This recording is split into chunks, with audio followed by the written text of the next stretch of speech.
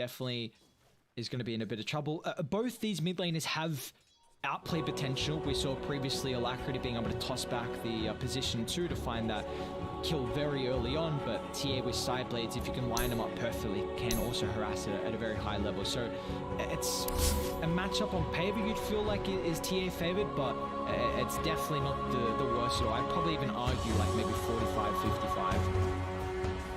I don't know. I feel like it's pretty damn TA favored. Once you're able to get a few Radiant team levels back up into the lane, they get the first blood onto the bottom side. Honestly, You just can't rely on the clockwork, and then maybe the Venge once she gets the Aghanim. So is there any standouts at the moment with the 2 spirits gone? Still the Storm Spirit. Again, you're against the Silencer and Spirit Breaker and Instant Hex with the Lions. So I'm not sure if that's the best way to go about it. There really is their left. Seconds remain. That right is well. Dire's turn to battle.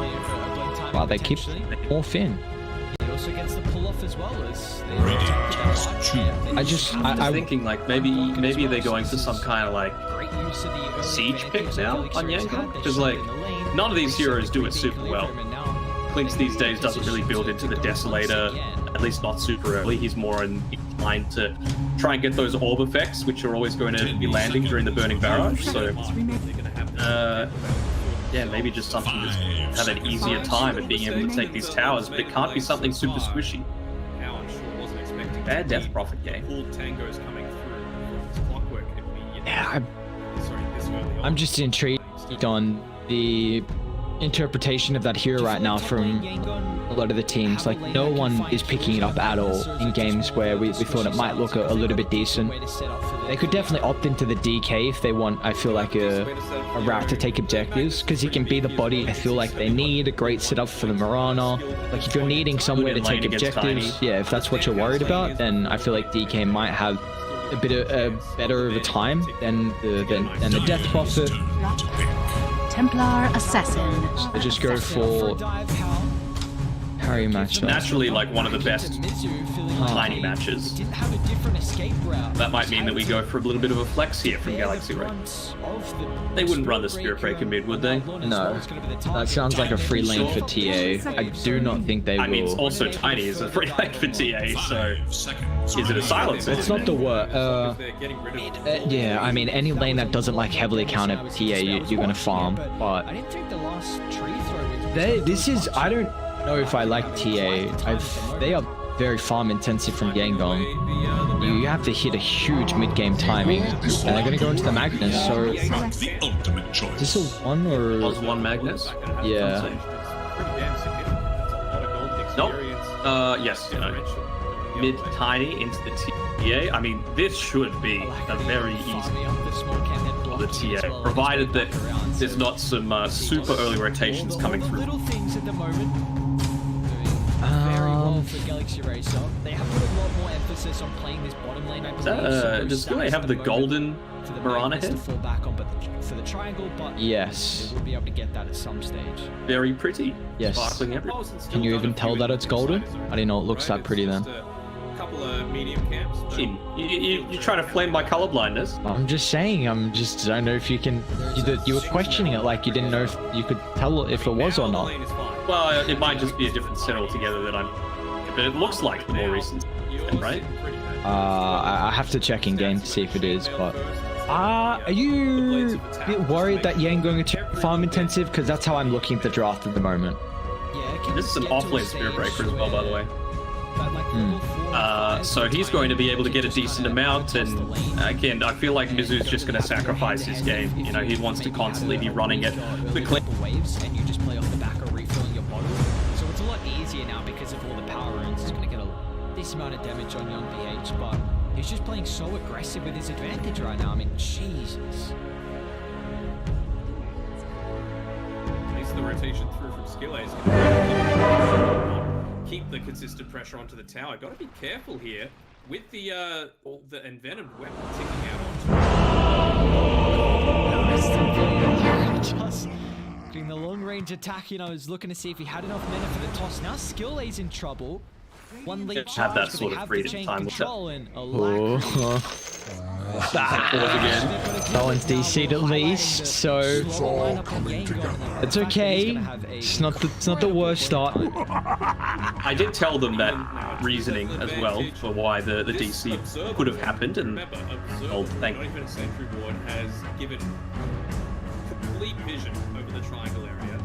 But now that they won't make it.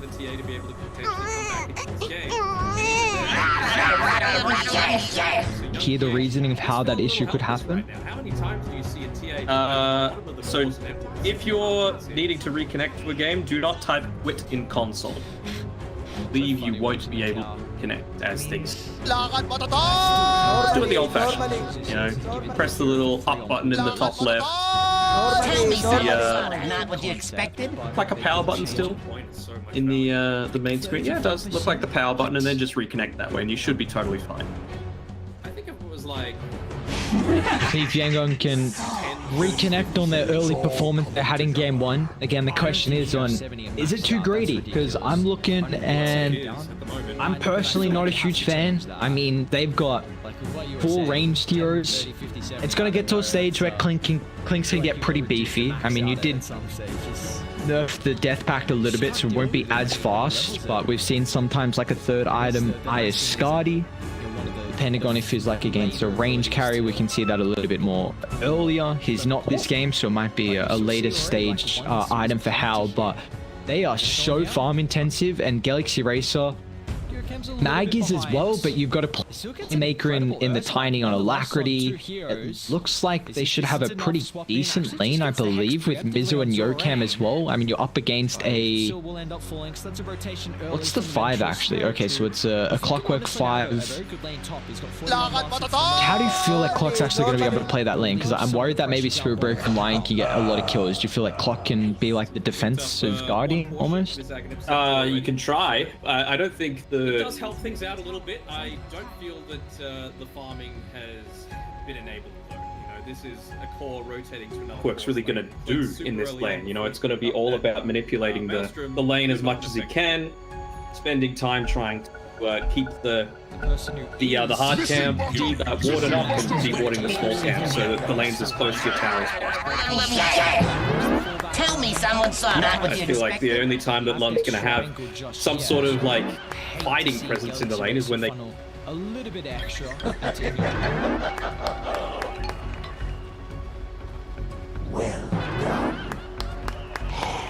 It's all coming together. Time will tell for Yangon if they can hit the timings that they're looking for. They're going to have a pretty big spike here around Aghanim's on Venge and hoping that the cores will have maybe 2-3 items by that stage as well.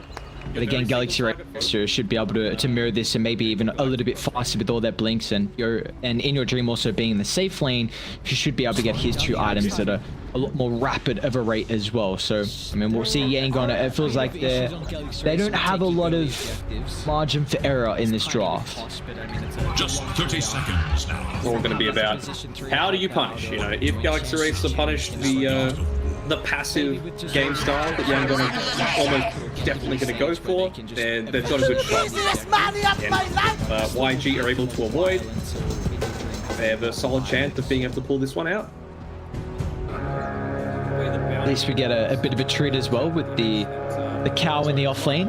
Tell me someone saw that. Mizu's been some of his hero pool, showing that he definitely has the capability to pick up multiple heroes. We were always impressed with his introduction to the offlane and how he so easily picked up that role, and now he's on a bit of a different style of hero than we saw for him in the last game. Just gonna go in terms of his itemization as well. Obviously the phase boots is great for the extra armor that you have. When you have a look at it, I mean, almost all of the damage right now on Yangon is physical. So, will Mizu opt to go for something like, hell, even a Crimson Guard to be able to enable that that super early aggression coming out?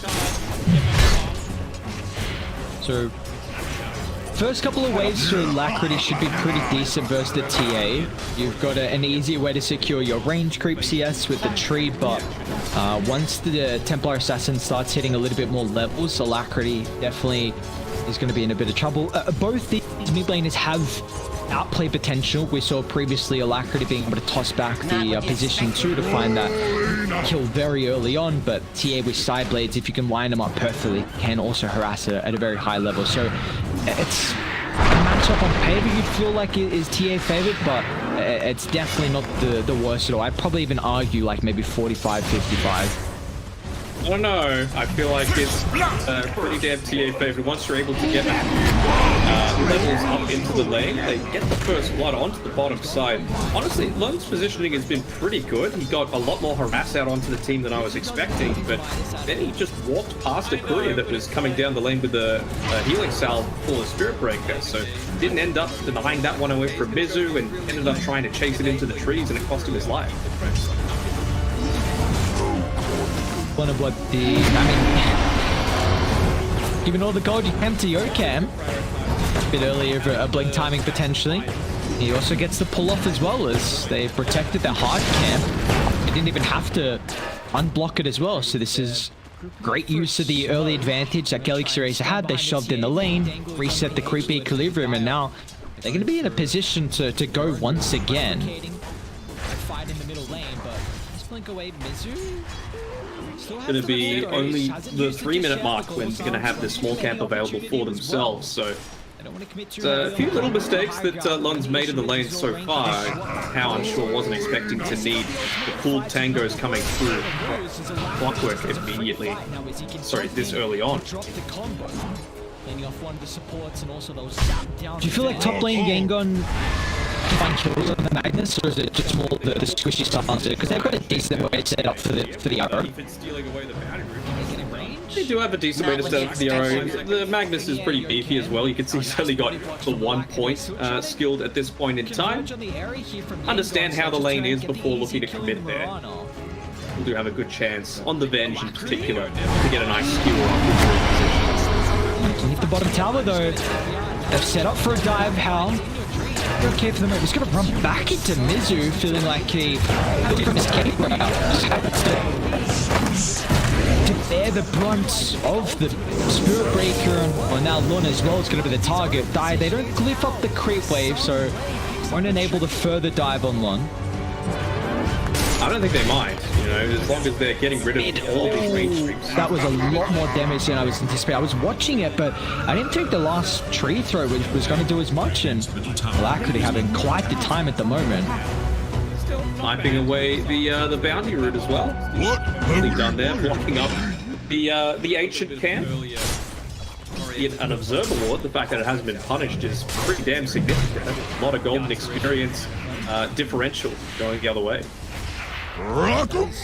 Alacrity even farming up the small camp, then blocking it as well on his way back around. So see, just all the little things at the moment doing very well for Galaxy Racer. They have put a lot more emphasis on playing this bottom lane, I believe, so no stacks at the moment for the Magnus to fall back on for the triangle, but they will be able to get that at some stage. Paulson's still done a few inside his own jungle, right? It's just a couple of medium camps, but you can feel fairly happy about that. There's a 2-level Alacrity as well. I mean, now the lane is fine. The big weakness for the Tiny is that you have armor, but now you're sitting pretty. That first 12 minute stats, you went the chainmail first instead of the blades of attack, just to make sure that every little bit is going to be beneficial.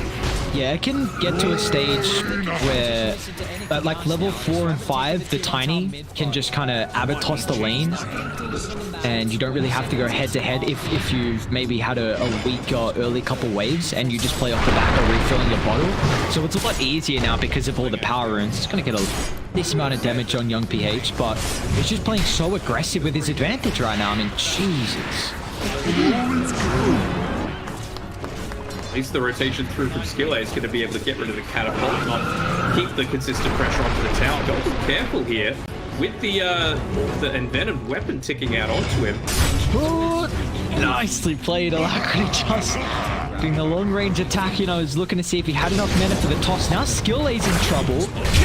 One lead charge, but they have the chain control and Alacrity. So this is a big issue they've got to deal with now. We were highlighting the slower lineup on Yangon and the fact that he's going to have a incredible blink timing. Yeah, even now a 2-level advantage. This Observer Ward, remember, Observer Ward, not even a Sentry Ward, has given complete vision over the triangle area, has blocked up the tri-camp, so no stacks for the TA to be able to potentially come back into this game. And even there, you can just see the Sentry Ward denying the swamp camp. So young PH, he's feeling a little helpless right now. How many times do you see a TA at the bottom of the core's network 6.5 minutes in? So funny watching the cow. I mean, I still cannot believe status resistance is given to the hero for free on Bulldoze. Such a broken concept, but they didn't Just change one it. point is so much value. Like 34%? What? Yeah. I think if it was like, what would be balanced? Like 10, 30, 50, 70? I don't think you have 70 at maxed out. That's ridiculous. On an 8-second it is down. at the moment. But I feel like you have to change that. Like with what you were saying, 10, 30, 50, 70, I don't know. That's, I feel like you got to reduce the max out at some stage. You just can't deal with him when he levels it. I guess the nice thing is that, you know, one of the later abilities to put multiple level points in. But you still see already, like, one is plenty here. They're gonna go on now. Cam's a little bit behind. Still gets an incredible Earth Spike nonetheless on 2 heroes. Is his distance enough? Swap in. Actually just gets the Hex preemptively on Zorain. But he still will end up falling. So that's a rotation early from the Vengeful Spirit, who was looking honestly to have a very good lane top. He's got 41 last hits in the moment, but looking to try and relieve some of the pressure down bottom for Hal. Picked up one portion of his Aghanim Scepter already, so it does help things out a little bit. I don't feel that the farming has been enabled though. This is a core rotating to another core's lane, and Clink's super early on before you pick up that Maelstrom, you're not an effective jungler. Person who is, you know, Magnus over here, second in net worth, still has multiple stacks by the outpost to fall back on. They haven't prioritized him at their triangle just yet, so I wouldn't hate to see Galaxy Racer funnel a little bit extra into In Your Dream. You know, a little bit of burst damage that you might need to kill someone before the swap gets out. Conceal yourselves. Stack now as well, so he's pretty happy with himself, with how he's been able to come out of this laning stage. Yeah, ways ahead from the bench, who again didn't have a bad laning stage at all. It's just you're very single target focused. Yangon Galacticos right now. Slowing down the Ags timing. There are a bit of issues on Galaxy Racer with taking early objectives. I guess tiny with toss, but I mean it's a long cooldown. You don't have like a position 3 to help out, or you know, Enchantress Chen in that regard. Maybe with just all the extra kills they get across the map, it'll get them in a stage where they can just eventually find the objective. But it still will take them a while until In Your Dream has a lot more items. Where the bounty room? I think that was young PH that, sorry, it was Lund that went and picked that one up. Died away from it. In Your Dream, he's not going to be able to take any kind of stacks inside his own triangle. Looking to see if there's been any established on the radiant side of the map as a charge coming through onto the TA. Has to be careful with the positioning here. They cannot coop up. In Your Dream doesn't find a connection on the skill ring. He's just going to give them ample time to clean up one. Just pushing back.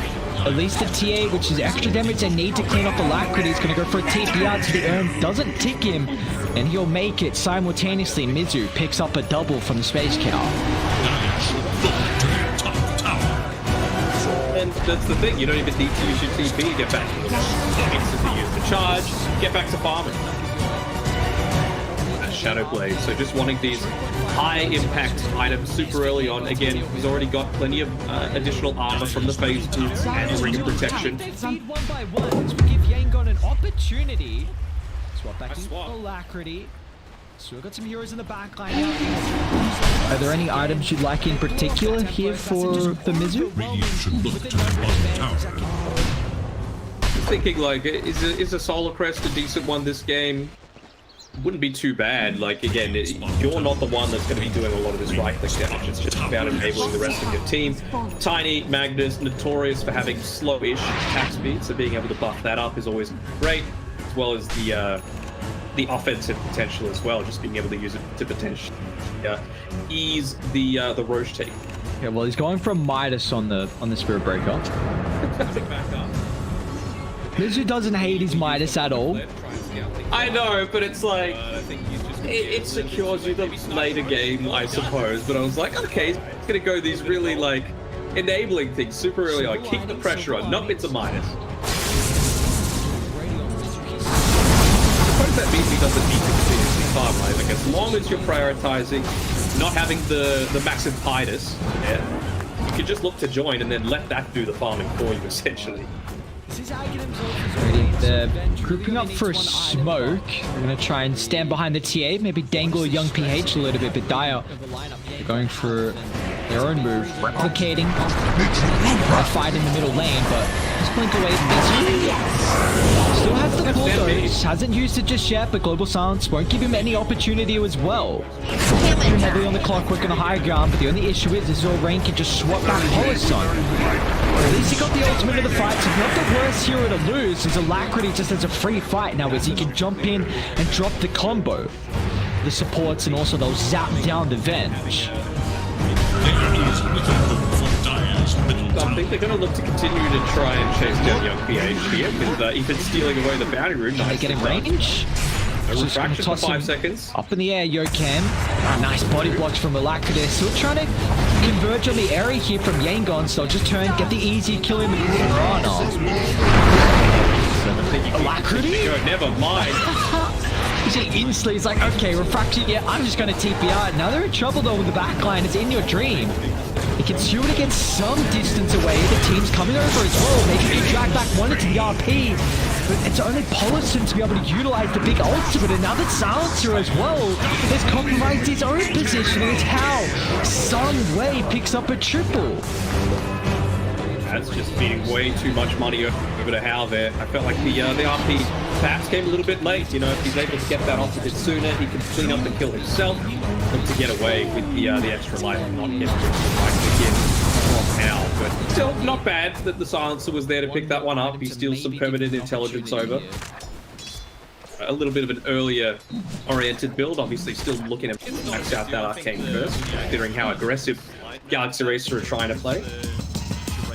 I mean, that is very much going to slow down the blinks though from Galaxy Racer. Yocam, 1500 gold, and for In Your Dream, he is got 1700 gold at the moment as well. So after these camps, he should be very but they very much like to win that fight just to then scale it into more momentum with these fresh items.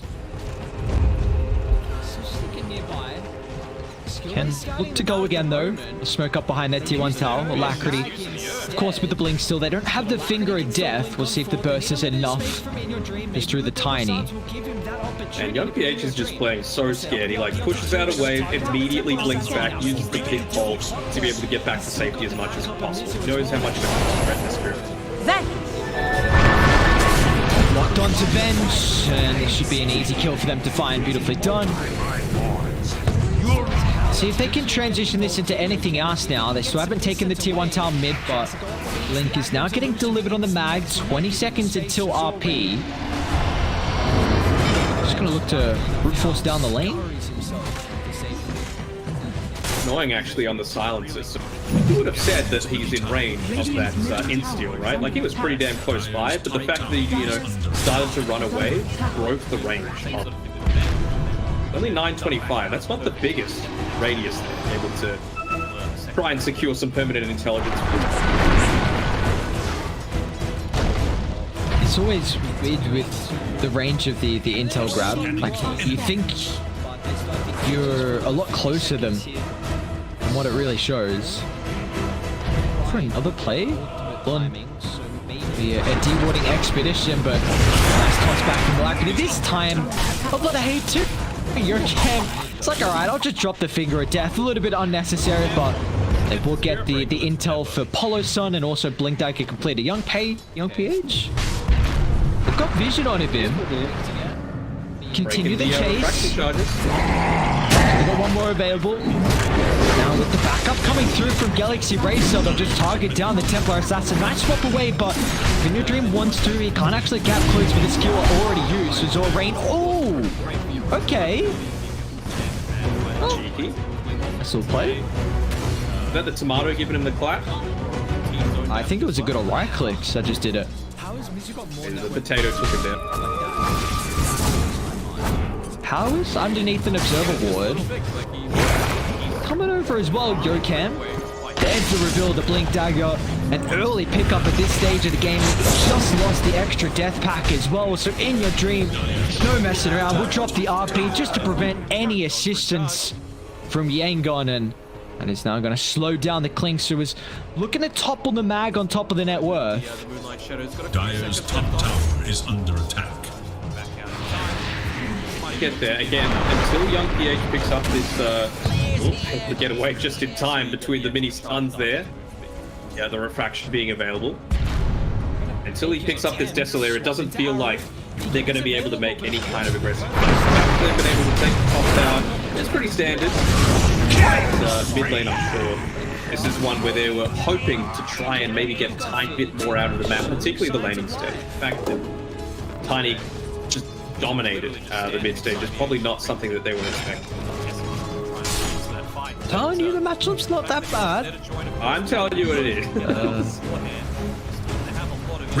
They really want this tower. It's going to open up the map with the Spirit Breaker, with the Blinks, but again, it's showing that the lack of potential they have to get this objective seems to be a bit of an issue. So it's just giving some more time for Yangon. I mean, they're not. The issue is the farm. It's continuing to grow on Galaxy Racer. You'd expect it to kind of stem off a little bit with their farm-intensive heroes. It might make them want to go. They've got the double damage now available, Alacrity. But, I mean, opposed to picking up a bunch of items. What's that on the line? The fluffy hat, but the 4-star from Paulson and 170 gold away from picking up the Echo Saber on the Tiny. That's going to be the extra, little bit of burst damage that you might need to kill someone before the swap gets out, or, you're able to get off the secondary use of the refraction. Once the target, it's a great code, so it's going to trap in where's all the AoE damage to follow up afterwards. So even though they lay down the Global Sun, somehow Lun will keep the life, but they've locked onto the Templar Assassin. The skewer further away from any assistance. Zorain will attempt to put his body on the wire, but it's still going to cost him his own life as well, as they'll turn their attention now to the Mirana.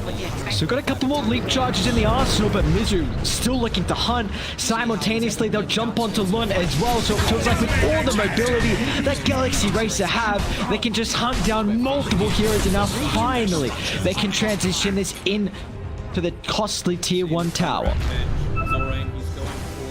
You would hope so. And with the Echo Saber now finished up on Alacrity, he's going to use it to be able to absolutely chunk down that tower. So much more map to be able to utilize now for Galaxy Racer. See how close they are to their next set of items too. I mean, almost BKB on the mag. They might lose Yokam here. Zorain got a swap. Gonna go for it. I think the fact that he joined in on that previous fight and died pretty damn soon has led him to think, all right, I need this Aghanim. Because it's pretty slow, let's be real. It's nearly the 20-minute mark and he's still 3/4 of a component away. There is little hope Go for a big smoke here. Try and get a pick off. I mean, Global was used, but RP wasn't. So he's going to need to be mindful of that. Well, they can take Roche very far. Oh, instant scan. This could not be good. They've got BKB, RP. The choke point fight from Galaxy Racer is going to be a mess for Yangon to deal with. But Lion? That's a very early jump. Maybe if they feed one by one, this will give Yangon an opportunity. Got back to Alacrity. So we've got some moves in the backline now. In your dream locks on once again. They blow up the Templar Assassin, just overwhelming with the numbers advantage that can almost surround him with ease. Now Yangon, maybe they're kind of, tip the hat to Galaxy Race. You're like, all right, come in the area, take a fight, and now we'll bring Roche down a little bit lower for you to take. That Waves of Terror going to help them a little bit, obviously gives them the vision that they need, but I don't think you're in a spot to try and take this Roche in a situation. Quick though, he's coming back up to immediately use the rocket flare to try and scout things out. I think he's just going to be a little bit too late. Maybe snipe the Roche? Oh, he does! Alright, a little bit of gold. Silver linings, silver linings. And Silver's Edge already on Mizu. He's so farmed. Not what I would expect his position to be in the net worth.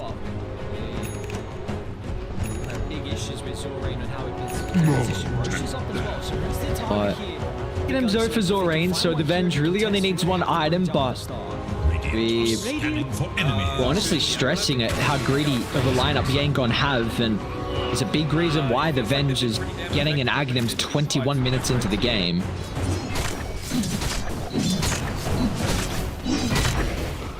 What can they do with it though? That's the key question. So that's the thing again about the Spirit Breaker. You could just be pushing out these other lanes. The way that Miz has been farming as well, he like lands one hit onto every single creep and then he charges through it, and that's enough to clear the creep wave out while still looking to join in to the rest of the team. So he's farming and having a big map presence. And sometimes they can even give him the empower as well in a fight, which is gonna be nice even afterwards. Maybe just that's partially a reason why of how much net worth he has. I mean, he is 6-1 and 7 with a hand of Midas, so surprisingly he's even got more last hits than the tiny, but I guess we've seen a lot of emphasis on Alacrity to get kills instead. Someone made the big mistake of showing themselves for half a second. It's skill aim. Will they be able to get the chain locked down? Of course they will. Somehow constantly avoid the high mobility. Even need the zap on your cam. The damage is really starting to show on Galaxy Racer, and worried for Radiant, honestly. I mean, are they gonna hit similar timing on BKBs? Clinks has got Scardy. He's actually going Aghanim Shard. He had a BKB queued up previously. And young PH, he's going for his own BKB as well, so it feels like they still need one more item to maybe give them an opportunity here.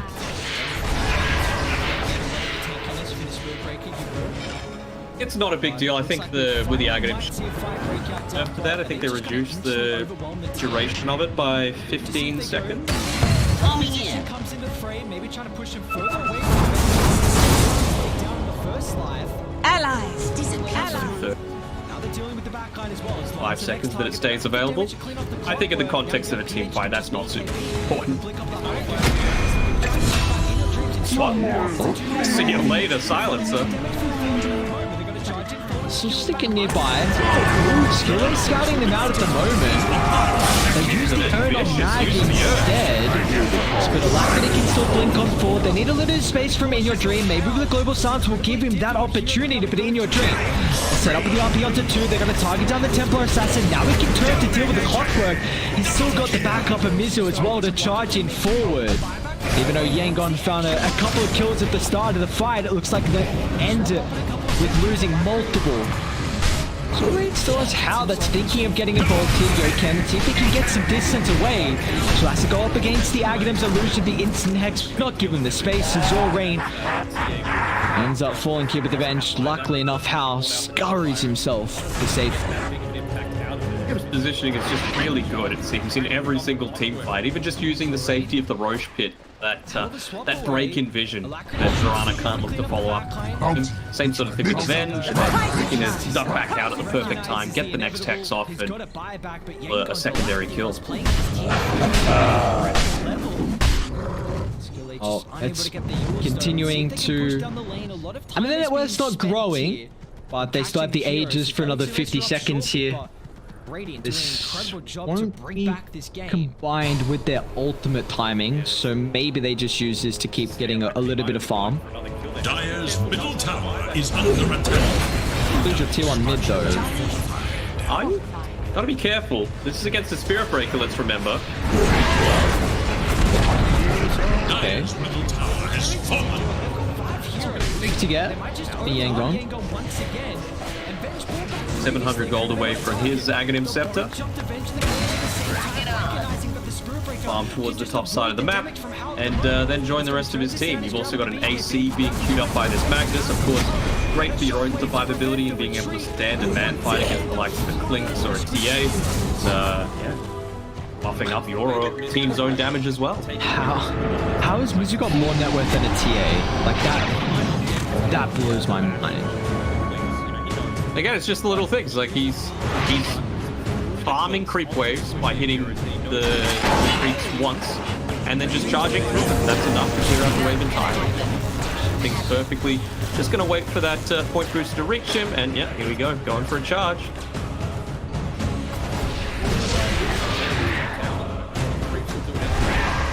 The Moonlight Shadow's got a few seconds left on it. Back out in time. Might even look to give him over the level 20 here on this Spirit Breaker, just so you get the extra charge of Darkness boost. Make an attempt, swap into Ari. BKB's available, but of course with a perfect stun lock. Didn't get an opportunity to utilize his Alacrity will, however.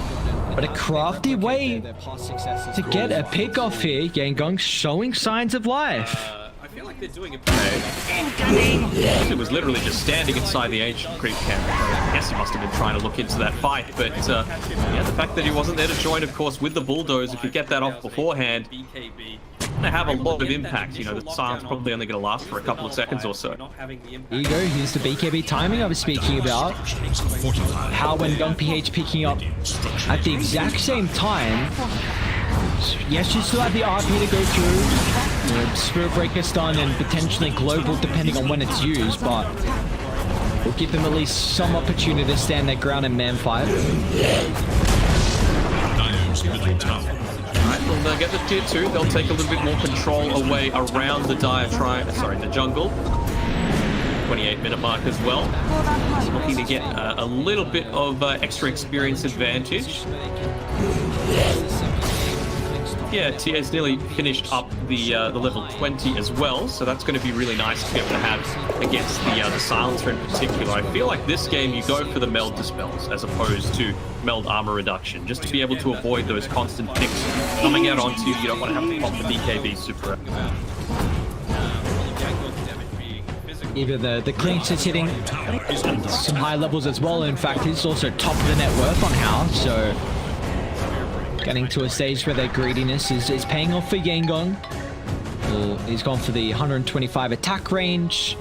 So, see how he's able to play the outskirts of the fights. It's not going to be easy at all considering the gap close that Galaxy Racer have, but this is where vision is going to be such an X factor. This time around the bend, Zorain, he's going for the Lotus Orb. I definitely like this whenever you're going up against the Sun. Just to enable the survivability for your team. That's pretty early BKB used. Well now, TA's gonna scout out Mizu. Fine, he's gonna scout out who actually? Yeah, he was invis, but he revealed himself. They see Alacrity also underneath the T2 tower. Okay, well, looks like it might be another objective if they want the bottom tier 1. Touching the top side just because you can get there in about 4-5 seconds on this Spirit Breaker. Dire's bottom tower has fallen. They're getting full use out of their sages, but they're the other ones that have the ages. They're just getting the use out of their BKB timings to make sure that they're taking away a lot of the map control that Galaxy Racer had up until that point. That net worth lead is shrinking more and more. 40% win probability chance now for Yangon. Tells a solid shot. Scanning for enemy to run into. 1400 movements. No, he didn't. he very briefly ran underneath the outpost, so they saw where he was just prior to connecting and onto that creep wave. But they know that that means that they gives them, what, a solid 5 seconds to maybe go for a kill? Pulse it. Careful here. Silence potential now for top defense. He bought back a while ago as well. So 70 seconds on the deck. We'll see what else they look to get out of the map. But feels like now Yangon playing with a bit of spring in their step. I'd say the main priority for them is try and take this tier 2 tower. You've got the Clinks, of course. You've got the siege creep. You've got control of the outpost already, so if you need to buy back in the team fight, you're sitting in a pretty good position. They know that the dieback was used, and then Roshan's going to spawn in a couple of seconds. Although, like, they've got something to say about that with Alacrity looking at TP in here. Oh, how's the target? Always have to keep in mind of the potential swap. Big issues with Zorain on how he can position Roche's up as well. So who's the target here for Galaxy Race? If they can find one here to contest, who do they have to bring down at the start? Who does Yangon have to kill, or who does Galaxy Racer? It feels like they've been pretty damn effective at winning their team fights whenever a TA's been called out, and I feel like that's pretty heavily on Japan. You know, always is in position to be able to get that chain locked down into the finger of death to finish things off. Ballsy move here by Mizu, who, by the way, Spirit Breaker again, sitting top of his team's net worth. What's going on with this hero? Again, never would expect this. Level 22. Getting close to the 25 and Invisibility. goes out more. Visibility. About not smoking underneath this observer wall that they've got here. They're all grouping up in the region. Jeez. They do it. Back off a little bit. Maybe take over the outpost. You have at least the Assault Cuirass in your dreams, so it's going to mitigate a lot of the physical damage that Yangon currently have. Wonder what his next item is going to look for in the Magnus, but they're doing a very good job on Yangon just to somehow constantly avoid the high mobility that Galaxy Racer have.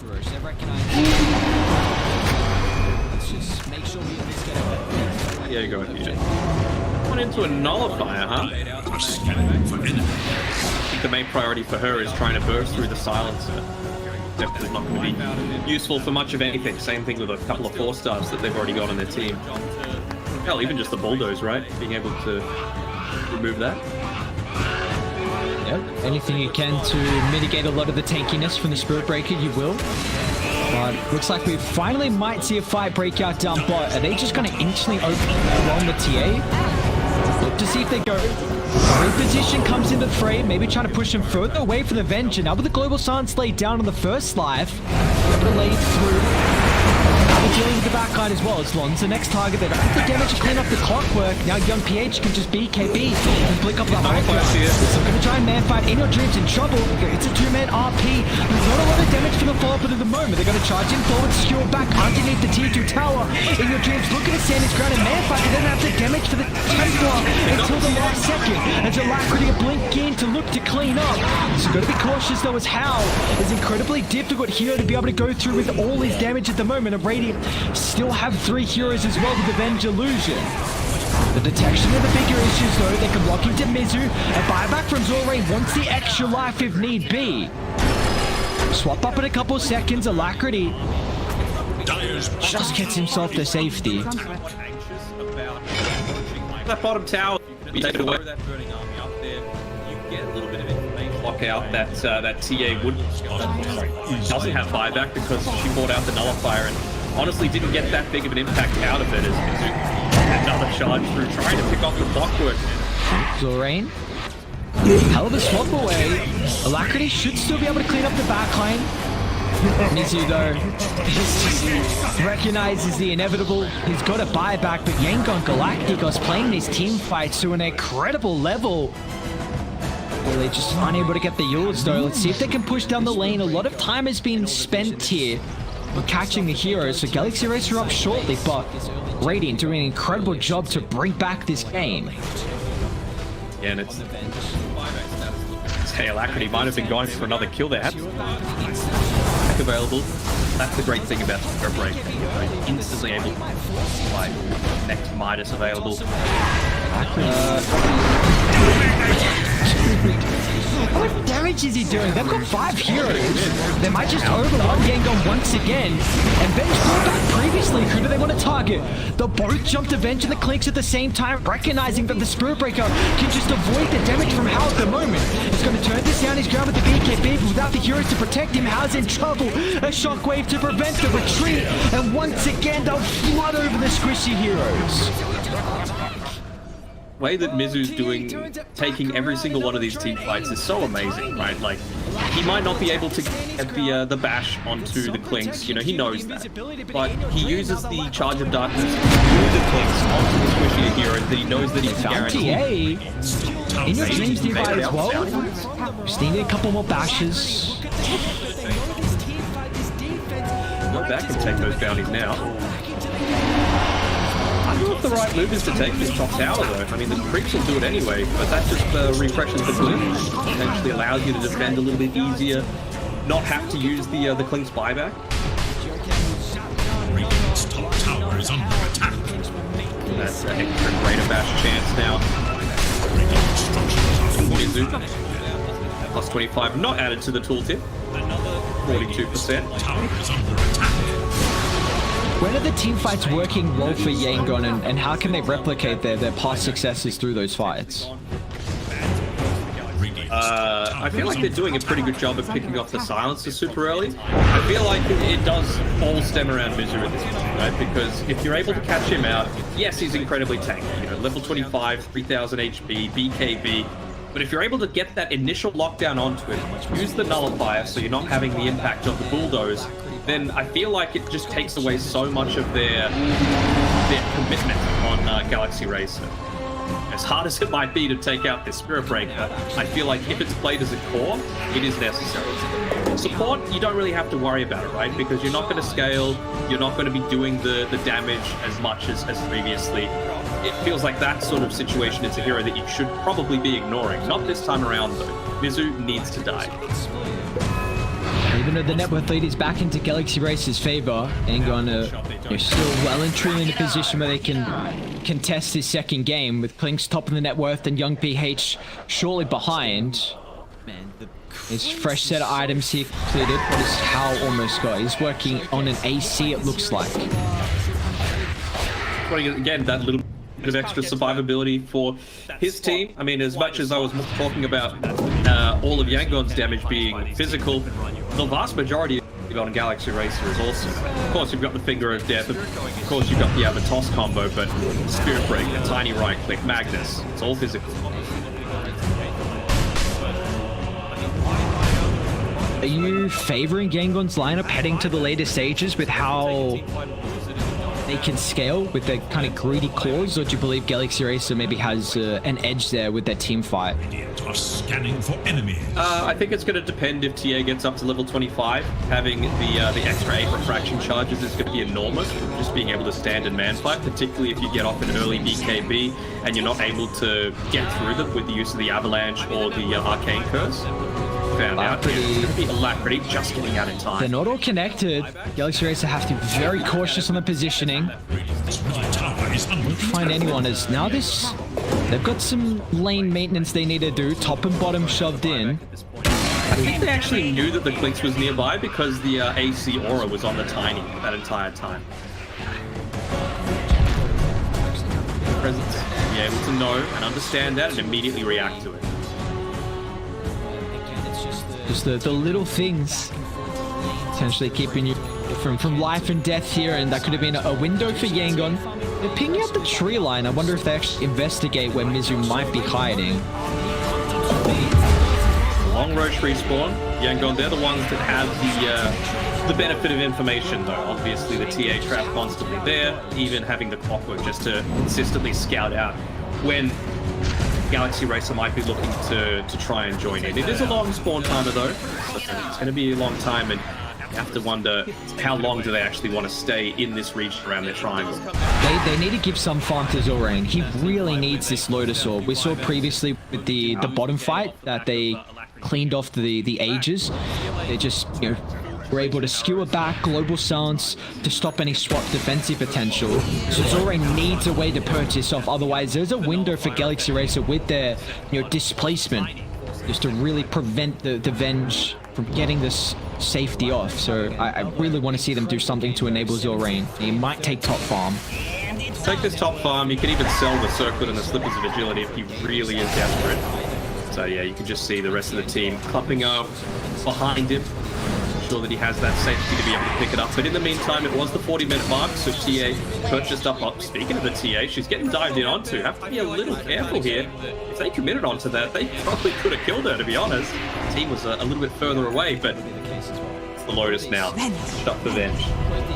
It's huge. They're going to look for a smoke instantly, but Dire. Or then high down. Found Yurikam. That's a pretty key target if they can kill him off. A lot of the control from Galaxy Racer. They have the charge on how. See if this vision can come into play, or if they're going to overstep the mark here. So then I'll reset the positioning back. So Rain's going to get caught out. Simultaneously, Alacrity will prevent the Venge save. They're going to try and lock onto the Templar Assassin. They won't be able to do so. No Alacrity. He's the one that's actually sprint for the team. But Mizu's going to give him a little bit of extra protection. As In Your Dream jumps in. And RP onto both the cores. They look to blow up Hal. With Alacrity standing hand in hand. Hal needs to just stand his ground in their fight. Satanic Pop is doing an incredible job to be able to bring down the Magnus. Who's going to buy back if he wants to rejoin the fight. But it looks like Galaxy Racer are committing to losing it. He lost his bulldoze. Having the speed from the Silver Edge, though, to be able to get away. He's just trying to, again, clear out this wave as quickly as possible. Charge on into it. Third rush is up, but they want to walk it down. How with the DD? Mag's got a buyback, but you saw the Clinks could just man fight. 4,700 health. This hero's still beefy as the game goes on. Want to force out that buyback as much as possible. The Observer Ward actually providing so much value right now for Galaxy Racer, just being able to find that next creep wave. I like this. They're just going to instantly go back for Roche. They recognize backdoor's going to kick in. Let's just make sure we at least get a big, valuable objective.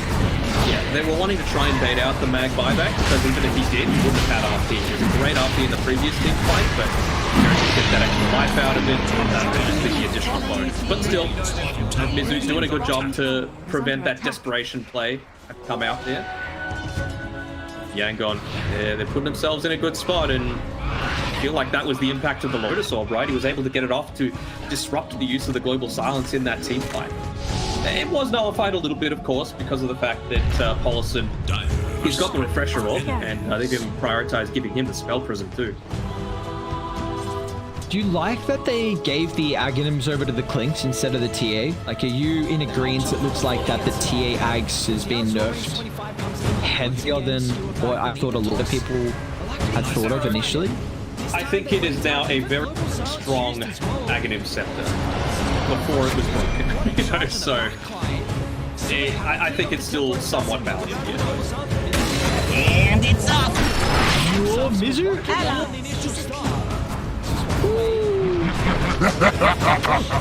Honestly, even Lon getting to his level 20 could be pretty significant, having that Rocket Flare True Sight to be able to scout out any sorts of movements from the Spirit Breaker in particular. Would be very effective. Giving it over to the Clanks for the Burning Army, it's not going to be too bad, right? Because it still feels like you're feeling somewhat anxious about broaching high ground. So if you can at least throw that Burning Army up there, you get a little bit of information by, you know, making sure your little skeleton men are firing away. Might disrupt the Blink Dagger perhaps onto In Your Dream or Jokam, and that's the little window that you need to be able to give yourself a better position. Like when you think about it, look at all the stuff they've got. You know, you can get a Blink toss back, you can get a Skewered back, you can just get RP. There's so much that has the threat of being able to take you down if you're out of position inside the Dire base. Yeah, it looks like they've had enough as well with the Spirit Breaker and all the vision. They're just looking to suffocate Galaxy Racer inside the base with this early gem picker early, I should say. More like a later gem pickup on the bench. And 5x status looking like just Magnus. There we go. Skewer back for the instant swap. Now Mag, he doesn't want to pop the BKB early, but the Scotty might force him to. Another toss away. Another toss away. Alacrity. Nice reposition. going to be Jam on the ground. dropped on the deck. Meanwhile, the backline, Mizu will clean up another hero on the clockwork. Do they go in now? It's a 4v3. You can buy back up Mizu. They haven't gotten a set of barracks just yet, and they will. Off before, okay, they're hunting young PH. Mizu instantly closing the gap. Is the chain control perfect? In fact, the arrow is even better. Mizu, we just bought back. Oh, TA turns it back around and now they'll try and aim the Tiny. Alacrity will attempt to stand his ground. Got some protection here with the invisibility, but in your dream, now they'll lack onto him once again. The toss is coming into the fray, but the arrow's on point.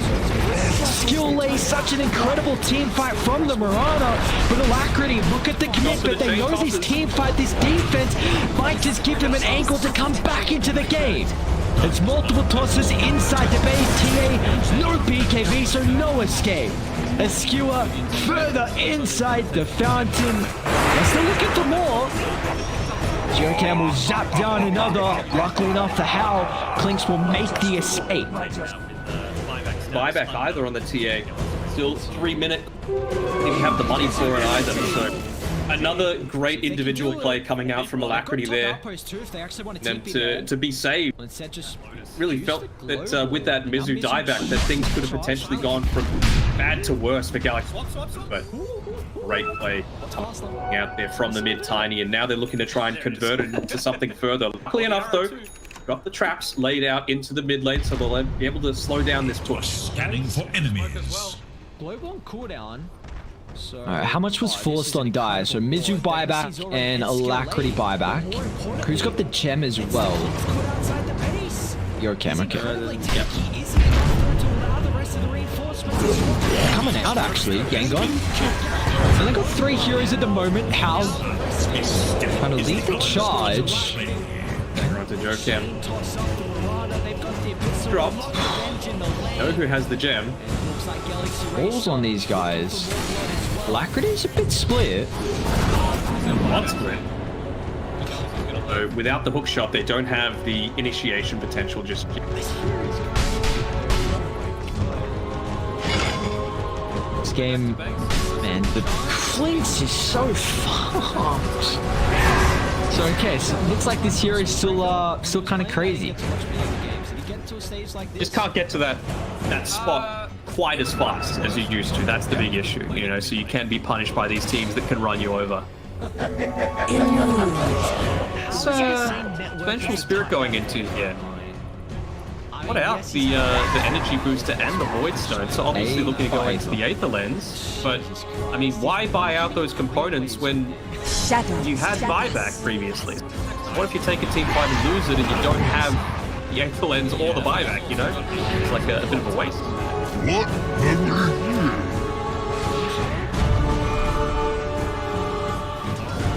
I mean, is there a lineup you would be rather to be in a position at the moment at this stage in the game? I mean, the net worth, like 5,000 net worth at this point, doesn't mean anything. So I feel like this is all just going to come down to buybacks. And if we look at it with the success from that previous team fight, it feels that Yangon are probably in a little bit of a stronger place, right? Two of the cores don't have the buyback at this point in time, and that could be the key difference maker. Galaxy Racer are coming out. They're not going to jump though. They actually had a bit of a window there considering Yangon was split 2 and 3. Again, it's just the teetering from back and forth of lanes and Spirit Breaker doing whatever he can to play the side as well. They do see TA farming pretty aggressively by the outpost. They might catch Short Rain at the moment. RP onto the insta burst as well with Alacrity's AoE, and they'll lay it down the Global Sun to make sure there's no rebuttal as Yangon just have to get out of dodge.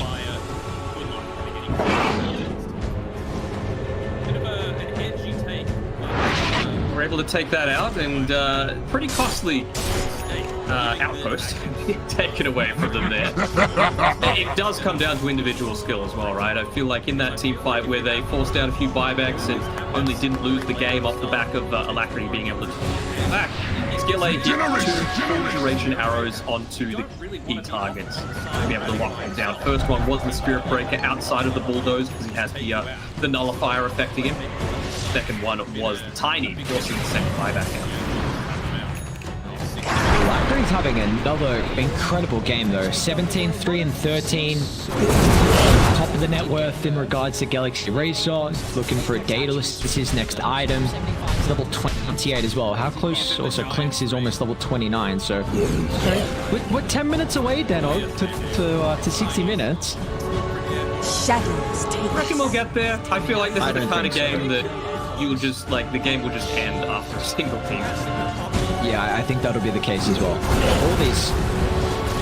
Both these teams have relatively solid push at this stage, especially with how Tiny's itemized. He's gonna look to itemize. He's holding on to a Dragon Lance. Go Moonshot. Like, he's got a lot of money. I mean, you may as well. There's nothing else here. I mean, you could think about Boots of Travel. You could think about even going... I don't even know if you actually think about a Hurricane Pike. Just put it in once the BKB is used. They have any nullifiers on Galaxy Racer's logo? Not that I Not can like see. it just yet. Well, it's going to become very important shortly that they do, because you've got a Mirana that's incredibly close to finishing her Wind Waker. So any kind of target that they're looking to go on, you know, if you commit the RP, Skille's there with the back to be able to try and catch out and save. They're doing it Rocket really flip will be fast revealed. too. A Dream? Is he gonna find an avenue into the fight? They're too late. Fourth Roast completely free. Sorry, Ag's on the deck. Young PH picks it up, and he's going to look to move around this team map so much quicker. That is a huge roast to find, because Galaxy Racer are very ultimate reliant. So now with the second life, you may be forced to blow a big ulti just to clean them up the once, and then cost Galaxy Racer. So who got everything? We got Refresher, Cheese, and Ages on Young PH. He just gave Refresher over to Hal. And we had another Aghanims, right? Oh, that was given TPA too. I wonder if the strategy for Galaxy Racer right now is, look, we know they're feeling strong. They've got want to push into us. Let's just wait for our buybacks on the Tiny and the Spirit Breaker, and then we can maybe go for another one of those plays, you know, where we can skewer back into the fountain. We can get tosses back into the fountain, and, you know, worst case scenario, if we need to buy back, at least we're right there and can look to rejoin in that fashion. Yeah, we'll see how Like, those... it'd be a big mistake if they left the base. I think Probably the only talent Mizu can afford to, right? to leave the base, yeah, probably. They might jump them before they get set up. See how Zor range 25 comes into play. Once again, skewer back. They need the toss. Alacrity is behind it. This time they laid down even Global Silence used as well. Polisson, of course, he's got the refresh up. Mizu, what a charge in the back line. Still, they haven't cleaned up the Templar Assassin. Another round of the Global Silence, but Mizu's in trouble. Forstaff to reposition himself, so we're not committed on the initial start. So swap away. It's loaded. Bench. This costs his life here. Young PH jump in, instantly cleans up the line, but it's going to cost him his positioning. There's another toss back. There he goes. Wait, where'd he go? He went to the sky, but he's still down. Hexed up. Can they kill him the first time they can? They don't even need their zap. And now look at the rest of Radiant. They're too far split up to protect Young PH. He'll get the BKB off, reset his positioning. Simultaneously, Yangon, they're dealing with the objectives at the moment. So Galaxy Racer have to be cautious. They don't want to recommit. RP onto multiple. The drag back from In Your Dream. Another toss in the fountain. This time it's a Clinks making a party. That's 4 down on Yangon Galacticos. The sole survivors, Young PH. Somehow he'll make it away, but another hold from Galaxy Racer. They do lose the full set though. Teamfight Ultimate at Galaxy Racer. Got the mid-racks left available.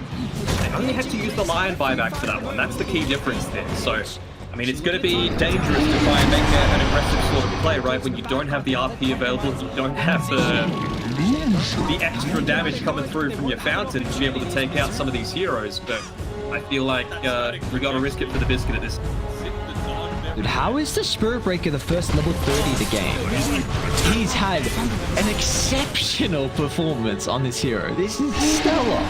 I mean, it's just personal experience, but I can't tell you the number of games that I've been dominating like the first 15 minutes, and then suddenly a Spirit Breaker who's like level 12 comes and wins 2 team fights and he's level 17. I don't know how it happens, but he always seems to have this ability to scale amazing. Okay, here, I like it. He's the one that's leading the charge for the creep wave, conga line coming in behind him with the siege creeps as well. So making sure that that TA trap isn't going to be able to kick in the backdoor protection. Refused early, double catapult the Galaxy Racer. Get the full set mid. No T2 towers, so they're going to stick around. So a bit indecisive, and with Mizu, he's going to have to instantly turn back. Radiant still respawning in a couple seconds. They're going to define Stuart, just catching the clockwork. They're going to lay down the global to make sure they get the kill. 6 minutes, maybe look to take the outpost back. Sort 2, it's going to be a team effort, so it's only going to take 2 seconds. But yeah, that global silence, if it picked up 2 heroes, maybe, you know, they could afford to continue pushing forward, but not with just the block taken out with buyback status unknown to Galaxy Racer. He's got 200 health. See if they can do it. 4 people on it. Top outpost too if they actually want to TP there. Instead just Lotus. use the global, and now Mizu can get the charge. Swap. What's faster? That's what they're gonna. There it is. Oh, the arrow too. Those Counter smoke as well. global on cooldown. So, this is an incredible ward. They're going to see Zorain and Skill late, but more importantly, it's the Clinks caught outside the base. He's incredibly tanky. Is he enough, though, to allow the rest of the reinforcements to swap on the outskirts? But still, the gap close and overwhelm. How? And now the rest of the utility is vulnerable as Alacrity. The chain toss up to Mirana. They've got the Abyssal, the locked Avenger in the lane. And it looks like Galaxy Racer looking for more blood as well.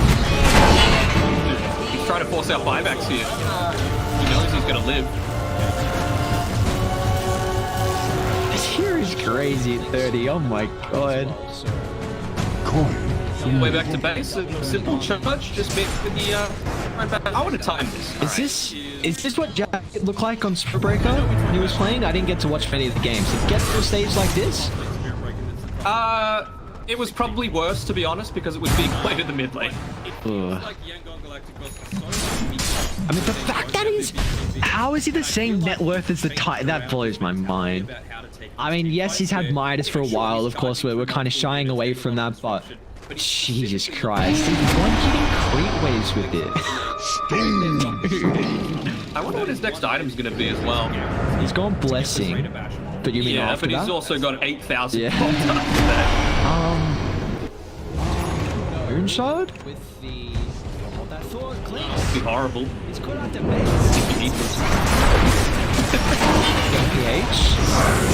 they pop an early BKB, they can set up for a beautiful RP. Now they can just bring him down with ease. They tried to protect their high ground instantly, but they've got the mid and bottom wave getting shoved in. Again, I mean, we're just seeing the Galaxy Racer teamfight ultimates are really starting to be, I mean, for quite some time they have been, but Yangon just have no answer to them. There's so much chaos that's been started in the fights, mainly because of Mizu. So it's enabling these multi-heroes, Earth Spikes, RPs onto multiple cores. The global silences we've seen have been such an issue. Like, they haven't been able to deal with Polo. But guess what? He's got Aghanim's level 25 as well. So all of a sudden, your silencer scales so well into the late game with his teamfight prowess, but now he's got a last word that mutes. You have to get that BKB off as soon as you see that last word onto you. Otherwise, you know, you let it expire. Good luck having any kind of impact in these things. Bit of an edgy take, but lives matter. Mistake, giving the Aghanim's blessing over to the TA instead of the clockwork, for example. Because I feel like if you have the overclock, you at least have that secondary layer of stuns that could potentially go through. And in this game, where you're up against a Spirit Breaker, you don't really want to be off on the side ratting by yourself, because the team's going to be able to quickly join in on you and take you out. I feel like maybe the double stuns could have been a big difference maker for Yangon this time around. 60 minutes. minutes though. We made it. Apex picked up. There were a lot of tier 5 items that did get nerfed. I believe Apex attributes was one of them. So 75 down to 70. It's not too crazy. But Even the Giants ring. who surely died and get it. Oh my god. Oh yes, they did. Oh, It's no. Tiny's. Still pretty damn good on a Tiny. I mean, now you don't care about cogs. Allies disappear. Jesus He Christ. hasn't even popped BKB, man. Oh my. Dude, I think it was Satanic as well. I'm not sure. I mean, now you have Spirit Breaker still holding Spider Legs? Yeah, he is. So you've got multiple ways down to not care about cogs. Dude, he's huge. Force as well. That's nice on a support to reposition. Oh, Seer Stone's going to be cool for the. Rocket flare damage instead of true sight. That seems a little odd to me. You know, in the middle of a lot of these team fights, you know, we've seen the occasional Silver Edge look to try and save. Just being able to constantly have, rather than having to walk up to a high ground to try and de-water, you could just toss that out and then you know better how to approach any kind of choke points. Like that one, for example. That would show Oh, they're they have smoking. a bigger high ground. They're actually just going to try and bring it down. Joe Cam just going to Shadow Blade. So it won't be free. They have to be careful if they clump up, which they're doing at the moment.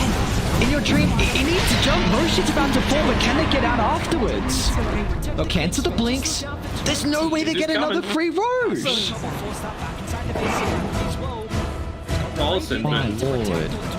no way, but look at the material. It's right there.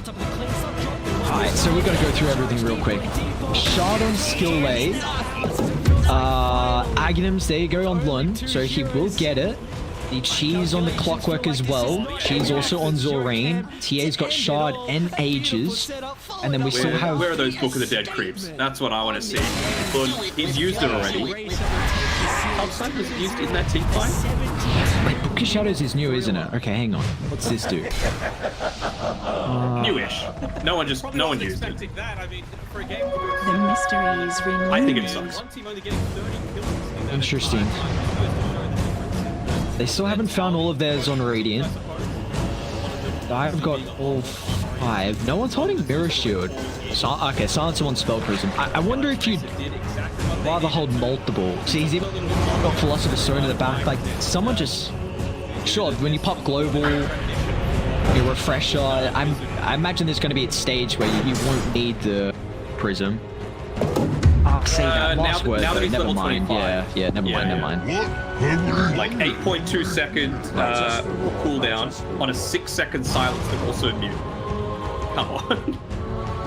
Alright, so are there any game-breaking tier 5s that you believe will force this second game to be crazier than what it is? Take us. String baby. I want to see it come into effect. They actually gave it over to Mizu eventually, so it's not going to be the big boy Tiny. Dude, that's I mean, still when you scary. think about it, right? He's someone that wants to be charging through, True. you know? So much more likely to be able to get off the secondary bonus for him. Even providing with that extra movement speed on top of everything. His bash is going to do so much damage. Nearly 1,600 movement speed. What the hell? Imagine... Can you imagine if he just, like, goes to a support and they just die? Like, not even hitting them? How much damage do you think the charge will do? Fraction's not going to find out. Global Silence use instantly. It's nice swap away to at least give some space, but again, in your dream, dropping the RP onto multiple cures, another round of the Global Silence as well. They've cleaned up Zorain, and meanwhile in the river, Yangon just can't deal with the heavy teamfight ultimates that Galaxy Racer has. Without the buybacks, they're still looking to stick around.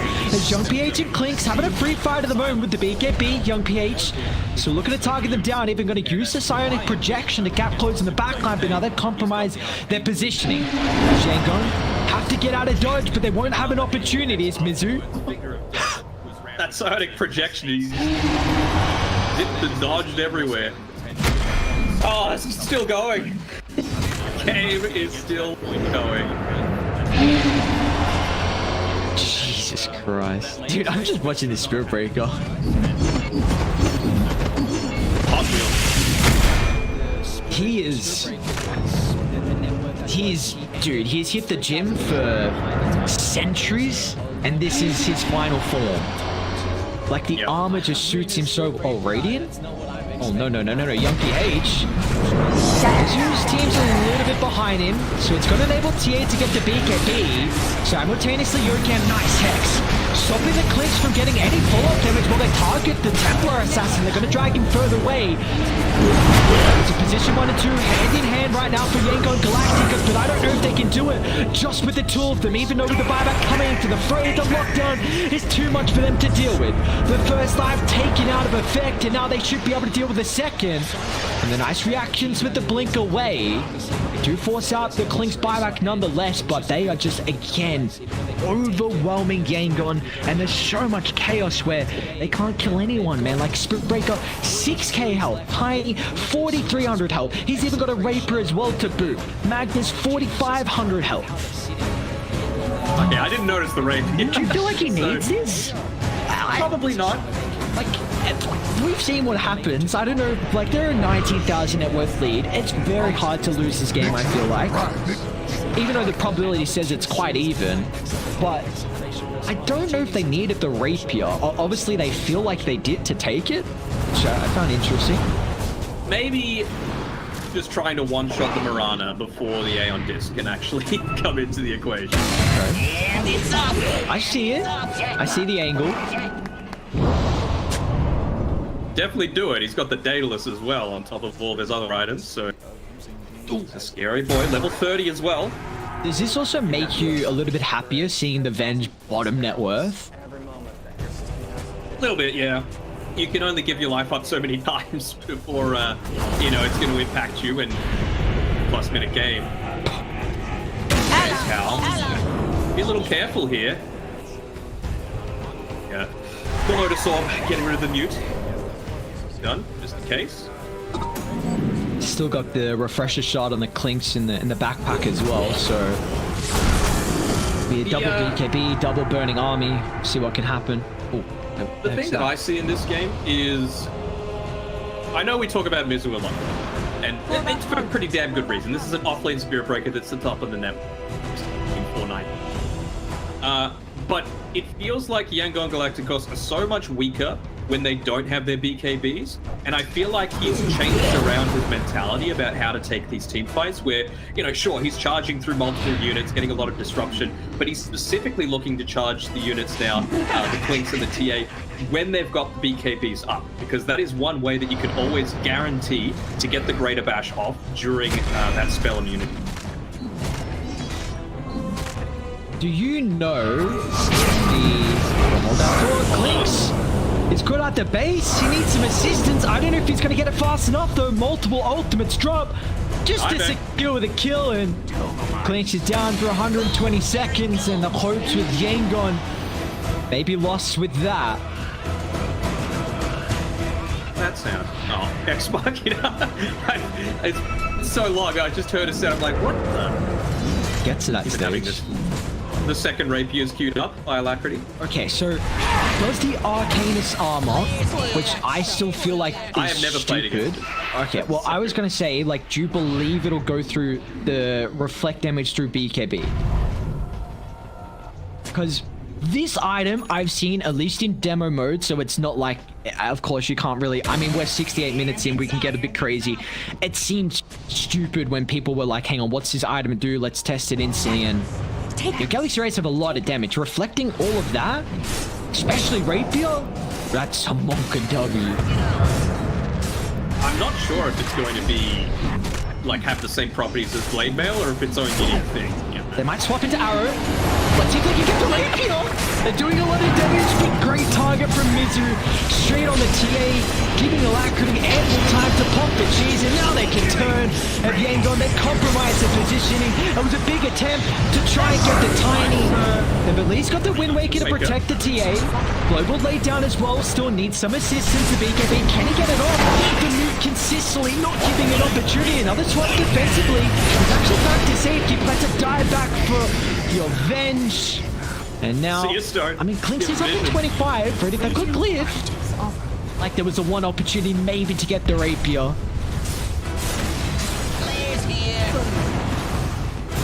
Feels like I might be tempted in. Don't PH. Okay, assassinates the Lion. Gotta go for pulling Sun as well. The first time we've seen him, the kill off the support. You have to hope he has a buyback here on the Templar Assassin. He's in trouble. The BKB, it's about to expire. Mizu back into the fray as well. The charge instantly locking in any escape for the Templar Assassin, but it's giving them time. A valuable asset that Radiant are requiring as the Clinks is back alive, but they've got to do it 4v5.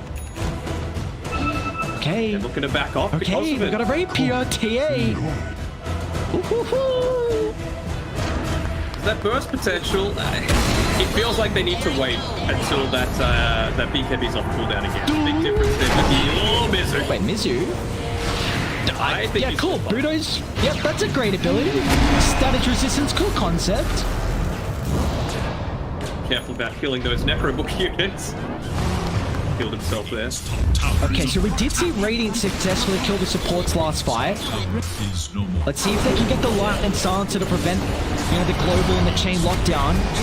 They're just making space. They want the Megas and they'll get it. Mizu might be the first death in quite some time. Can they get any more out of it? He's got a buyback here to instantly rejoin, but their base is in shambles. So Galaxy Racer have to make a decision. They have to make it fast as well. There's the buyback. They're going to jump power, but instant with the BKB. They need some way to protect the Clinks. Venge is still down for 20. Absolute trouble. Force that back inside the base. Alacrity as well. He's got the rapier they need to protect, or do they? Alacrity doesn't even damn in the world. They're straight on top of the Clinks. They'll drop the global sounds and charge deeper and deeper. Their territory is now ours, as it feels like finally, with only 2 heroes. My calculations feel like this is not enough as Jokan to end it all. A beautiful setup, followed up by the RP. A statement on this game as Galaxy Racer will take the series.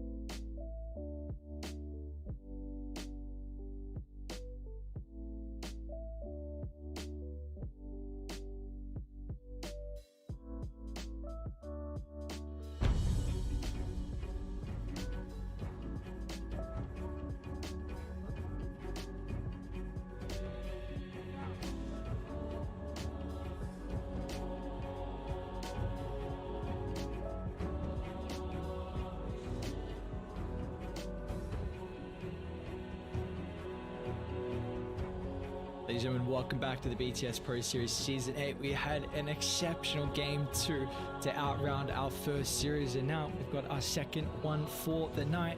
Dano, how are we feeling about this? Execration feels like they got a bit of a pep in their step. They did just win the QH Sports Series 2. It was in 3-2 fashion.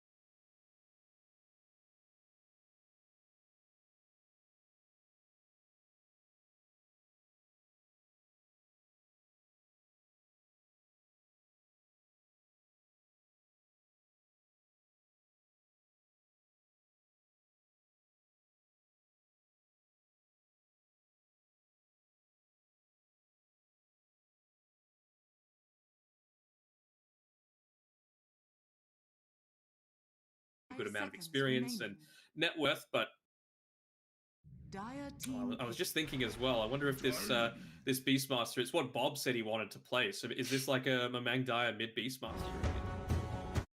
But then it's the Tide Hunter. I don't know. Like, I'm a little confused with what Army Geniuses are going for here. I 10 seconds. believe they're looking for win condition 2.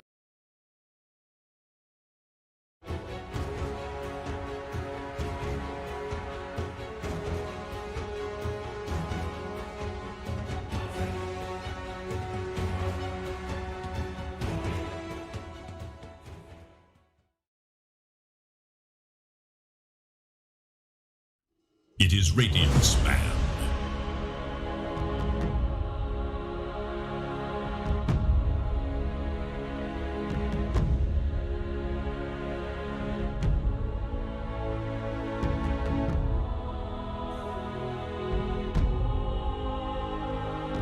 Seconds remain. It is Dire's ban.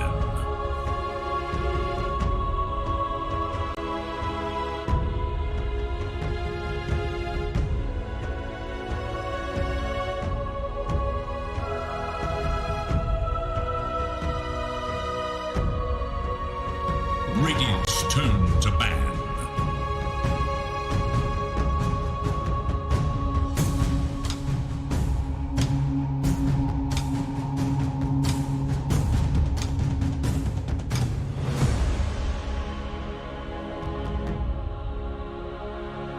Seconds remain. 5 seconds.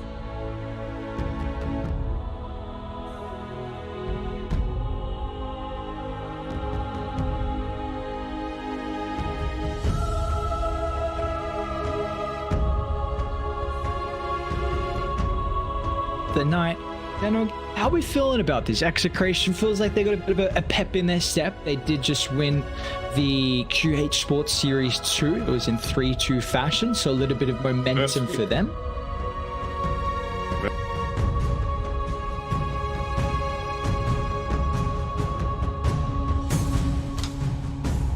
Dire's turn to ban.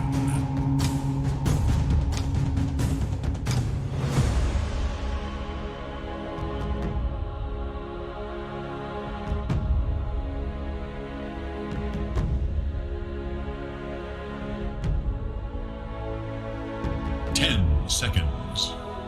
Radiant's turn to pick.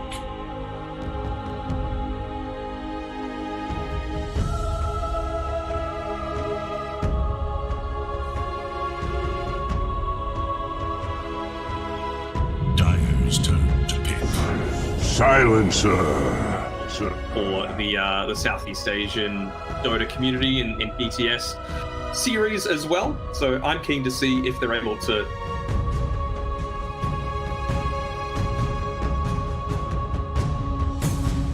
seconds remain. And that and they no are. bench. No venge, that's good. No Pango Bloodseeker matchup either. Radiant. Hold on, we're still early. Tide Hunter. All right. Oh wait, it's banned. That's but Radiant's turn to ban. Execration actually chose to ban the Venge, right? Because that's what they've been playing with Raging Potato, and we saw in that game where they won against Boom, that was really the reason why they were able to come back, right? Swaps into instant hexes from Alliance, swaps into arrows from BDZ. But obviously, feeling like the Silencer is a little bit stronger at this stage of the game, allows them to go.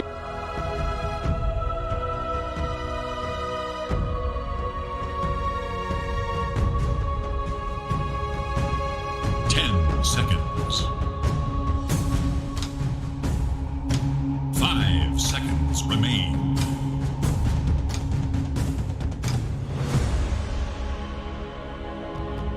It is Radiant's ban.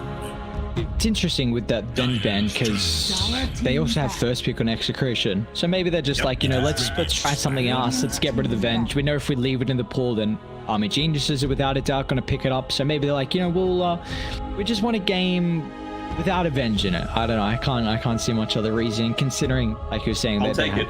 Yeah, I'll take it as well. We get some different-ish heroes. I mean, the Bane has been picked up a little bit, but I'm still excited to see how teams are able to utilize this hero more than what we've seen so far. Execration, though, feels like, you know, that's some of the strong heroes in the meta at the moment. We saw that's what the Silencer could do as the game went on into the later stages. I thought the positioning from the supports were exceptional in the game 2 of our previous series, and we'll see if this is going to be any different here for RR, or potentially if it's going to be a Bob hero. It doesn't feel like too much of a Bob hero though, but we'll see if they flex it. It's like outside of the gyrocopter that they've just banned out, their second phase.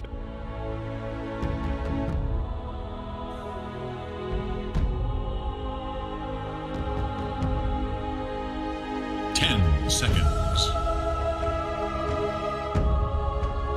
5 seconds remain. Operations team by remove. Same sort of thing with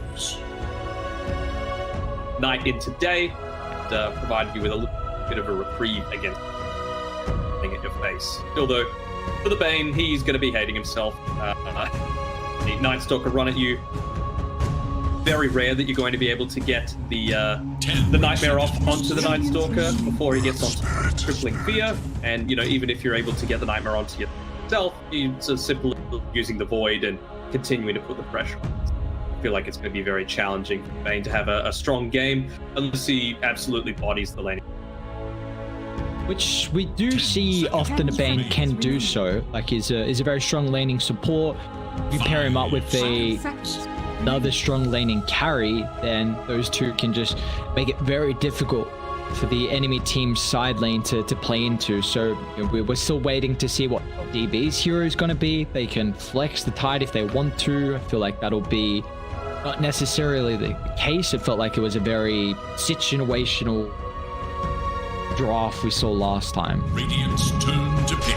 And I feel like you definitely do need to do that against a Lich. All right, let's go.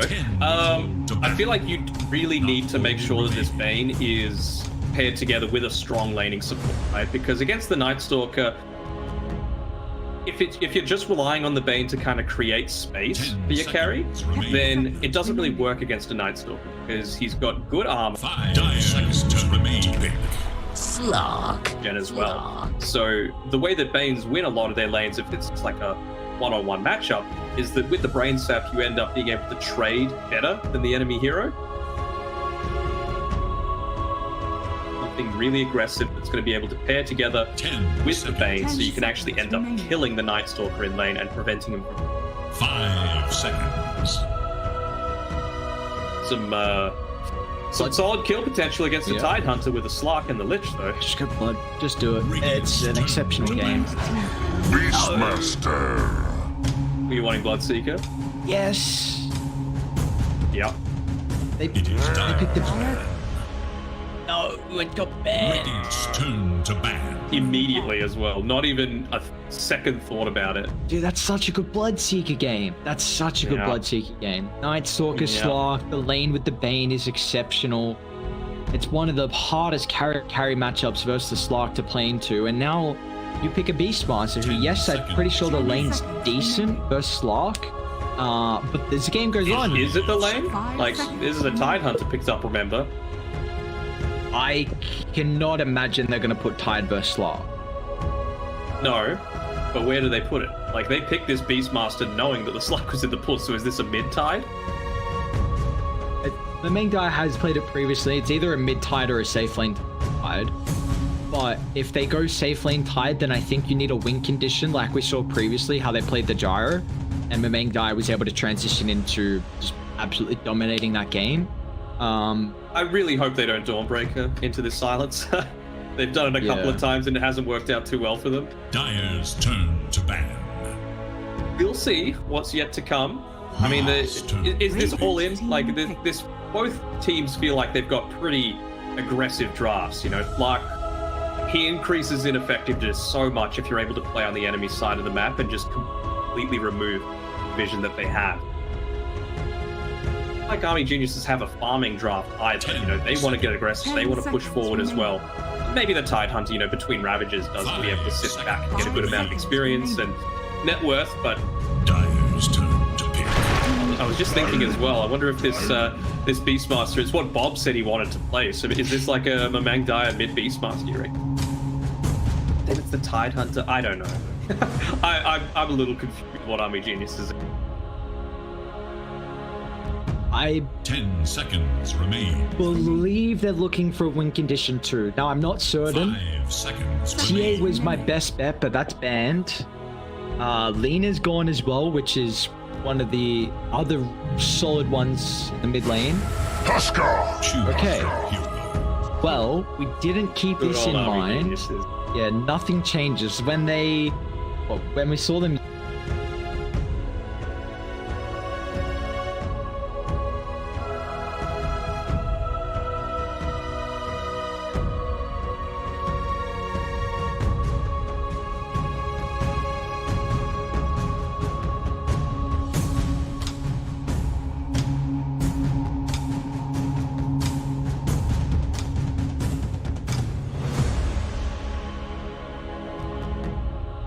And, you know, it's just a couple of hits and a Dark Pact from the Slark needed to take it out and get a lot of experience going.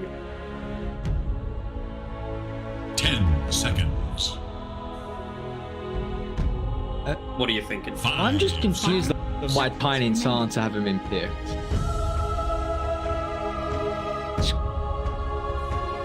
You were thinking, surely not. Surely they're not going to change I'm things like, around. but could they?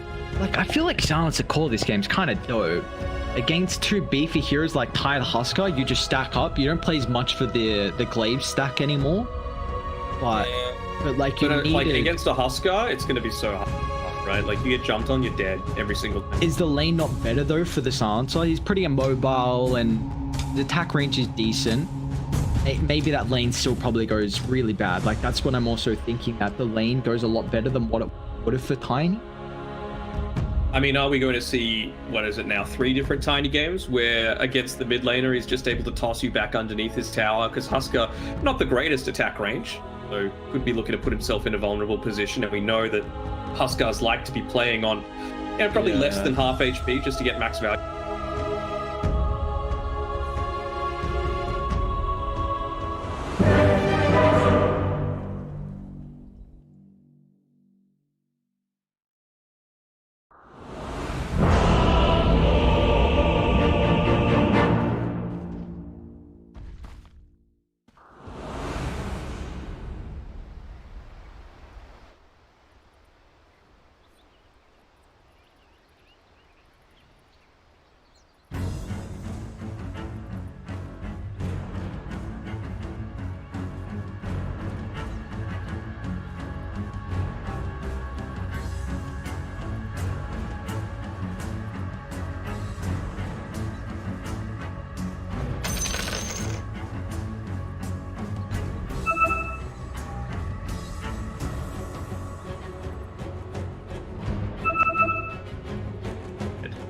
That's right. And I don't remember the changes, the Husker.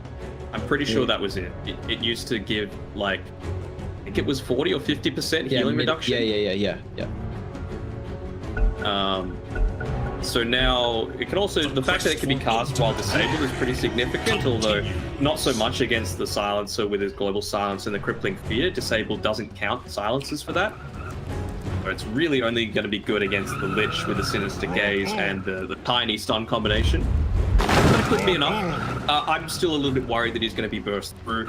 And, you know, DB's played the Tidehunter a few times. I think he was relegated to more of the off-lane position when he played it last for Army Geniuses. But he's shown that he's very capable of making it work. I think they won that game in about 28 minutes.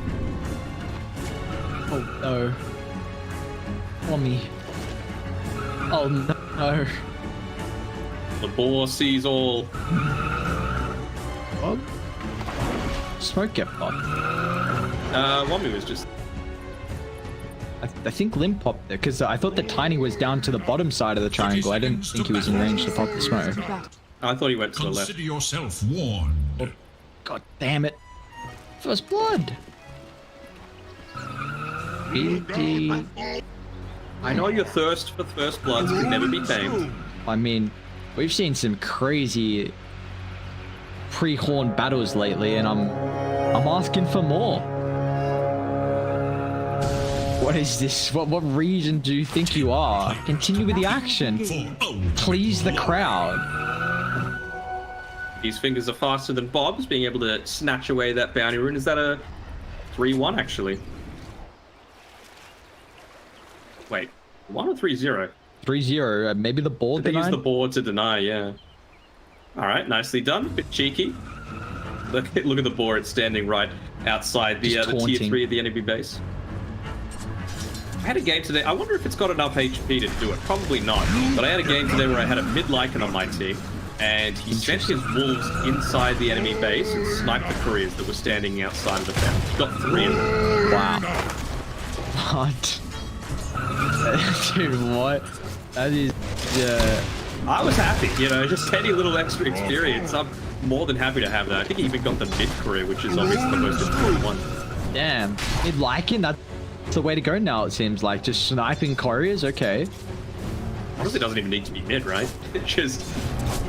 Oh, it was a support very aggressive boy. Lycan. Okay, that's where it is. Support Lycan, max out wolves, just hunt couriers. Okay. You might have issues when they start to fly, as Greedy Potato will see if he has issues before the flying stage as well. Nighttime is really where he hits his strongest suit. So a matchup versus DB is going to feel pretty favored to the Tide, but we do see that this hero has a bit of issues with shoving in the creep wave. So kind of reset the equilibrium.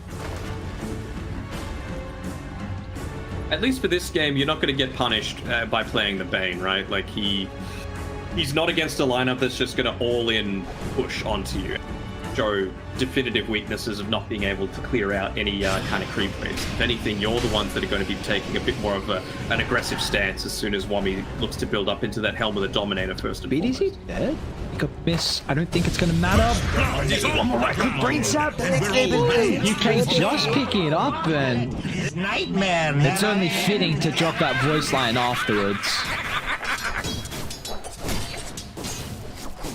I mean, that's one way to be able to, like I said before, right? Unless you've got the potential to kill the Night Stalker, you're probably not going to be able to trade effectively against him. So, I mean, a good way to combat it is just to not do that. Go for the Silencer instead.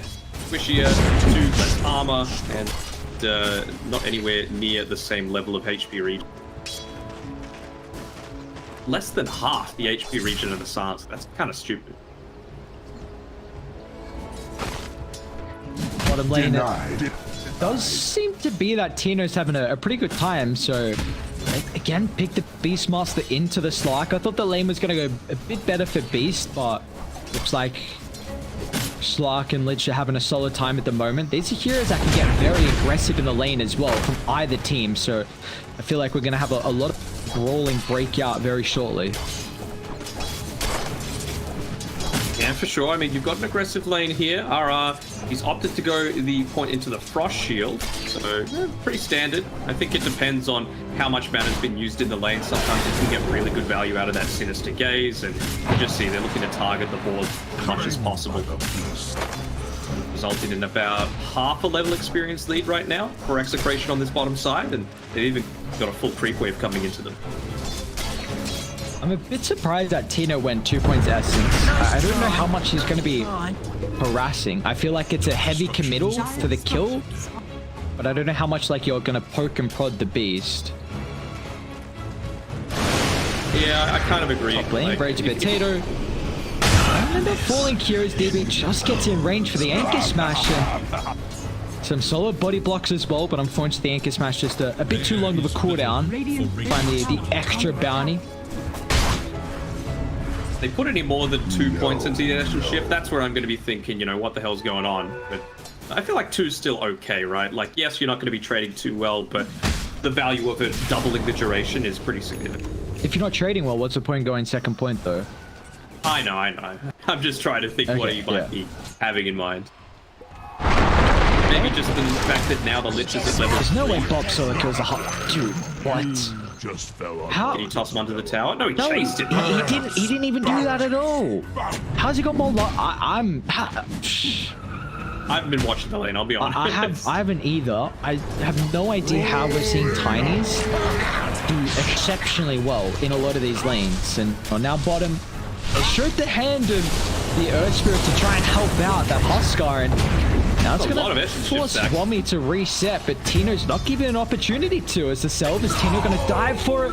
One more right click will pick it up. He's got a TP as well to get back to the tower. I'd say that's worth it, being able to get the stack off.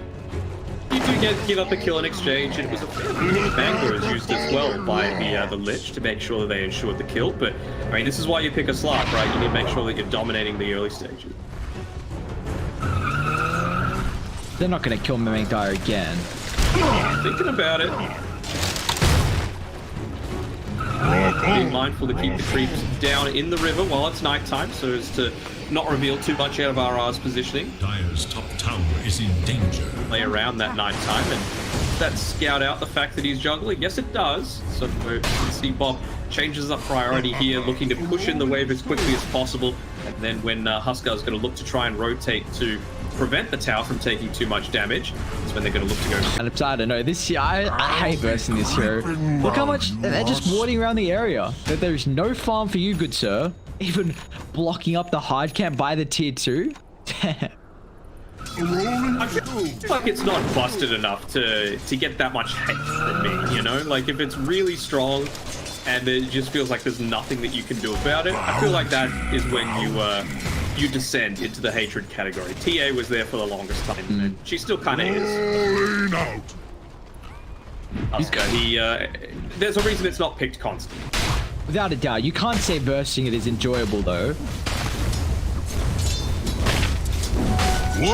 Play around it. Just win. Just win, okay. Alright, well, Big Brain Denhog has always got the... you've always got the backup there, I guess, of the team. You're just enabling everyone. That's why you're able to win. The DB. next level strats, exactly. DB. Got no assistance. No strats for him to keep his life. As this nighttime, very successful for Execration. They're still down net worth, but kills is at least very important to slow down Army Geniuses. It's going to be a little challenging to play this Huskar into a Silencer and a Lich as well, right? You know, you're one of these heroes that does rely quite heavily on being able to armlet toggle and, you know, trying to push the boundaries as much as possible. So if you've got an Arcane Curse on you and you're trying to armlet toggle at super low HP, you're going to find a lot of difficulties with that. Same sort of thing with a Lich, who has a very long range instant lockdown with the Sinister Gaze. Would be the burst potential that you need to be able to get through a Huskar. Take him out. We kind of have a bit of a slower paced game here for Army Geniuses, considering how the Overlords queued up for the Beastmaster of Execration. Not going to give them that opportunity. As Bob will toss UK straight on top of Limb, is just setting up for more of the AoE damage as Raging Potato will clean up as well, finding a double Hunting kill. for more. I'm chasing around with Memengdire here. The CM, I don't think. Dire's middle tower is under attack. Beastmaster instead? Okay. Has been killed. Just the Courier will do. Dire's top tower is in Balloons fly away. Oh There no. is little hope for Bad Dire's right there, the middle balloons. tower. Oh, they get the D-Ward as well while blocking the camp. I wonder how many of these guys have come up against a Memengdire Huskar in, like, their pubs in the past week. Because this feels vengeful. But like you said, just play around it. Know how to beat it, and that they're doing to an exceptional level right now. Enough mana to get the toss off there, but who cares? Raging Potato, he's dominating so far. Been able to get multiple kills. The trade-off, I suppose, is that you've got DB farming up on the top side, but it's a tide. You know, it does feel incredibly strong, although he finishes up his phase boots. Raging and Potato might the, solo kill Memengdire here, actually. Gonna go up to the T2 tower. Raging Potato. Oh no, this is At that stage, you're committed. You just gotta go in. You gotta try and hope somehow you high roll multiple times. Dire's middle tower. Didn't get it. Just a little bit too eager, too early. And again, like, it's never a good idea to be diving tier 2 towers at the 10-minute mark. It's like, extra armor is incredibly strong and impactful to have. Dyer's That middle tower. Helm of Iron Will already picked up, and with that dominating streak that he gave up, that is the armlet, I believe, also finished up for Mamang Dyer. So what was looking like a horrible start to the laning stage with all the focus put onto him has suddenly turned around, and he's going to have a little bit of a hope. No, still more hate. This time, Rage Potato, he's come with the goons. Like, alright, I couldn't A kill you little bit. previously. A little bit. Well, poor DV. Got Ravage. Rotations be fast enough. Still, Boys are coming. Silence isn't leveled. Have a way to prevent that DV. that's- Okay, just get one tentacle to clip, but it grouped up for a perfect chain frost, bouncing back and forth as RR just turning this fight completely around. Bottom tower has been denied. Power of the Lich, man. If you go these lineups that like to quite heavily commit onto with the heroes like the Husker and the Earth Spirit, you're always going to get fantastic value out of that chain. Dyer's top And the tower. value they got out of the first nighttime as well is through the roof on Execration. Dyer's You structures are fortified. gained the 2,000 net worth lead. Meanwhile, Tino has been free farming down bot. This is about to be Echo Saber completed. It's given Bob also enough time to complete his Blink Dagger. Dyer's top tower is So they are more than happy with how this early game has gone for Execration. Man, BDZ is going a Midas on his position for Silencer, and also taking a tower completely unopposed. Tower. You're a hater. I'm not a hater, I'm just like, how the hell is this guy getting away with this? I don't know. That's excuses I hear. Radiant should look to their bottom tower. Look, BDZ's Under just... attack. Look, he's loving life. They're getting so much fun. Gets a tower, gets another wave afterwards. He's probably like, guys, give me some more gold for my Midas. Attack.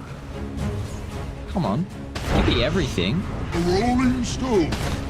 Double damage. Magdire a little bit just with the use of the arcane curse there. What have we here? On to more of a right-click build, going into the Glaives of Wisdom, huh? Okay. Not even a single point in the last word, which I think... Not sure how great I feel about that. 1 point's pretty decent value. Radiant's bottom tower is Bob. He's want to prioritize with the Blink rebuild. Straight on top of the Beastmaster. The Global Silence is not going to protect BDZ. The Slim secures the solo kill, but he's in a whole world of pain here. Just let Tina get involved. Give him some essence. Oh, that they will. Up to 2 now for the Slark and make it a double for Bob as well. Heavy commitment in onto the Silencer, and even though he only laid down an arcane Nice curse, toss back. Tide's still a beefy hero, but man, these two have so much damage this early on. Rage Potato, level 10 along with Bob and the Dark Ascension Echo Saber. You see Rage Potato surprisingly a lot more damage than I was expecting. He doesn't give a damn with all of the kills that he's been able to farm around the map, some of the squishy heroes that he's been able to farm. And again, it just feels like about to say, like, are they going to look to do Roche? I feel like that's a little bit preemptive. Maybe just looking to check for Magdire, considering he has been off the map for a little bit of time. for Dyer's middle tower. Huskar is definitely a hero that needs some time. Your armlet, second item after that is often when you're looking to fight, but really the first Aegis timings is huge for you, and that's why we see Execration just making sure that if we haven't seen him in a while, we've got to keep tabs on that Roche pit. And By the way, just have a look at UK's net worth and have a think as to a reason why. I'll give you a hint. Look at the mini-map. yeah, a lot of Look at all the sentries. sentries. Yeah. Dyer's Every top single tower camp has essentially been de-warded because of how aggressive Execration's being with all of this. I guess it's also a nightmare. To back up, Tina's gonna try and prioritize UK, but another Ravage committed, which will get them nothing on Army Geniuses, so UK just has to hope that the E load and they might just cringe at it and let him get away, but the French music's not enough to beg for his life. On the French cringe. Look out before. The taunt's a bit... Fighting words, you know, wars have been started over less. Oh, dude. French people don't come at me, please. Courier has been killed. Paris is beautiful, it can be. One side's misstep is Okay, yeah, I was about to say it can be. I've been to Paris. There are some places that, yeah, it's gone on a little bit here. Another use of the global silence just to protect some of the cores, and the Chain Frost doing a little bit to at least deal with the summons, but then still just the target. Meanwhile, Tino, they'll get the roll before the Dark Pack, and he's got the ultimate. Walk on the backline that's able to scout out the retreat on Execration, but Army Geniuses, they're trying to put an attempt to fight back, but see how difficult it is. I mean, they didn't have the Ravage committing both of those in their previous engagement towards the... Yeah, I mean, you can farm it, you're still lacking a little bit of damage right now, and again, you talk about the Essence shift stacks.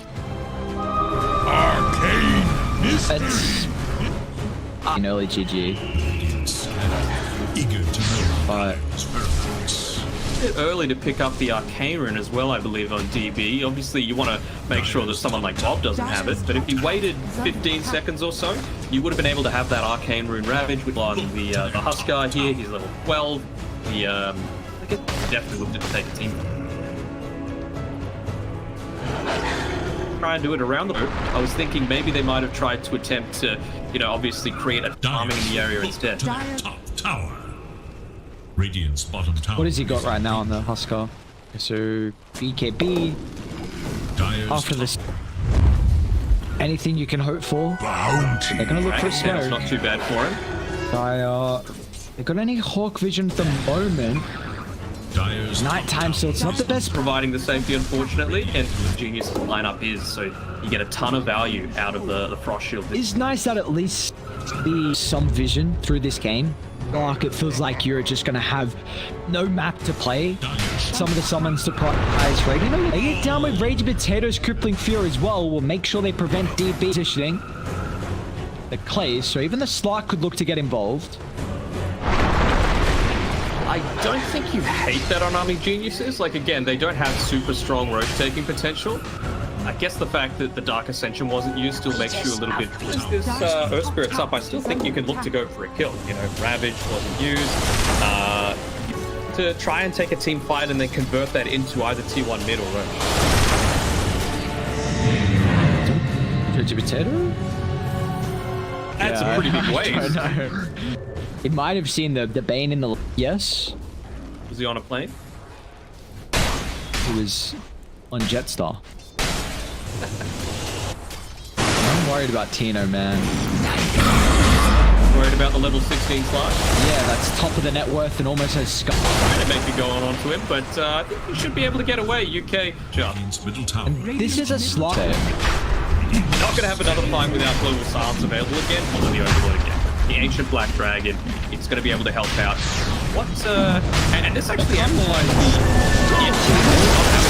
Dark Packle, they can chain control him. Breaking through the Shadow Dance. Ravage completely nulled out thanks to the Slark. And it's just Feaster, but it's not fast enough. There's a just put down. Roche is incredibly low as well. Who's going to prioritize it? Looks like the heroes are #1 priority until Bob blinks in. Now with the help of Ragey Potato, they're going to look to try and clean up some of the heroes, but DB's still on a mission. He'll get the toss. Oh, the Nightmare. Nick of time for Army Geniuses. The angle. Black Dragon, he will not be denied. Still going. It's a big stream to give up to. 677 gold. Then we'll take it. I mean, okay, so yes, they didn't Execration got very unlucky there. The, I don't know if it was into Beastmaster Hawk over the Roche pit, and even though the Chain Frost was bouncing around between 3 different heroes and Roche itself, it went over to the, like half of that Chain Frost. It would have been huge. Yeah, they were very grouped up on AG. That could have been a Chain Frost. It is the big thing that they at least stopped Dire from getting the Ages. That's nonetheless something that they were probably looking to push down objectives with, but now it still might not be enough. I mean, they have shown signs of life and also accumulated a lot of gold. But what if they took that team fight and had the Dark Ascension, you know, even just for the vision aspect? No, they'll have it now from their main Dire. TPs are coming through, but they're going to be a little bit too late.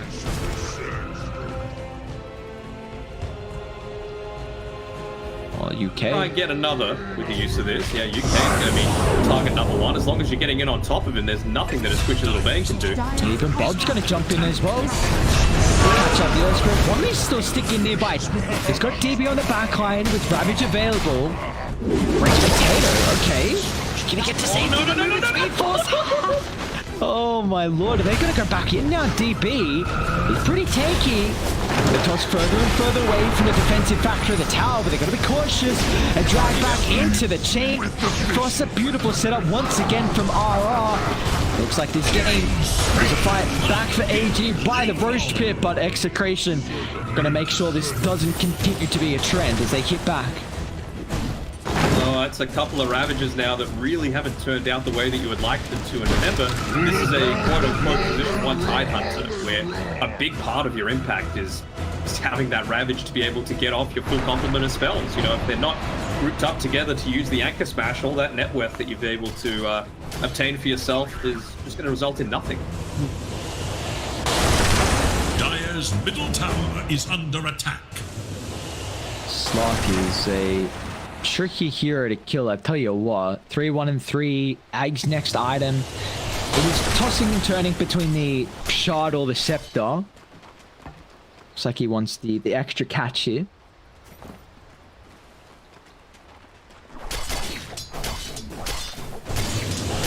Honestly, if you asked me like what Slark's kill participation would have been, I would have probably said it was higher than the 3 kills and 3 assists. You know, it feels like he's been much more present on the map as a constant threat out there.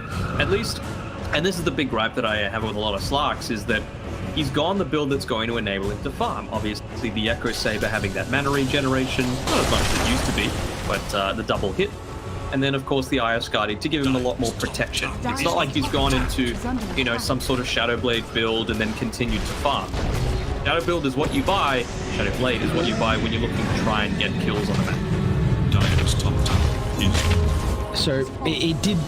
I think that Skadi is a great way to deal with the multiple heroes that Army Geniuses have. Like, you got to keep in mind, yeah, without even like with how survivable Tide is, he's gone for one of the lives still. If they're caught out, Raging Potato's going to try and deal with a Bane. He's going to get a little bit of distance until Bob gap closes, and now on the back line as well. Oscar's actually going to try and leap inside the river, but he's got no backup.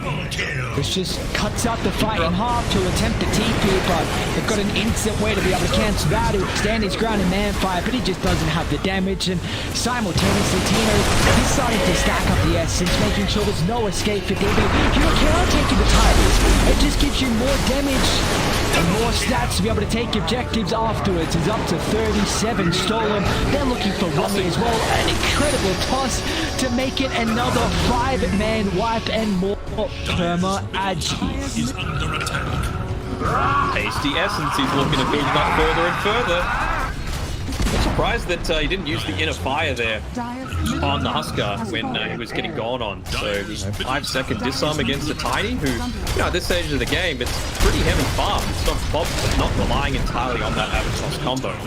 He's certainly able to. Okay, let's not get too ahead of ourselves, Tino, alright? Dire's middle barracks. Already level 20, man. Oh, wait. It was also a raw used by Wommy to essentially protect the Bane, and then you had a Tidehunter just walk up underneath you with the Shadow Blade, no sentry vision. Well, they're going back in. Why not? Okay, plus the Tino. They got the Ravage They beat back alive, so they'll charge it up. Maybe they can burst through the Stark here. Where's the protection? There's none. So Tino will lose his life. And they're going to go back in. That's an incredible chain toss. They've still got multiple heroes here to play with. They're going to completely avoid DB. And now that beat is here. He's also stacking up so much glaive damage. I think they just scouted out Wummy. Oh yeah, this one's already over. Alright. 26-minute GG cause Execration. Incredible performance of them taking game.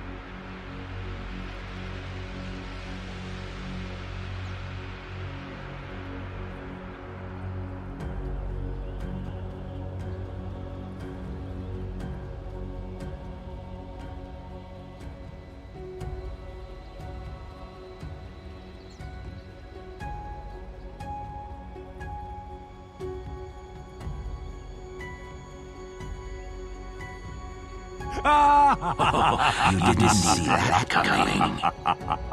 They'll never find your grave. This will come back to Bow to your lord. Look out the fallen rocks.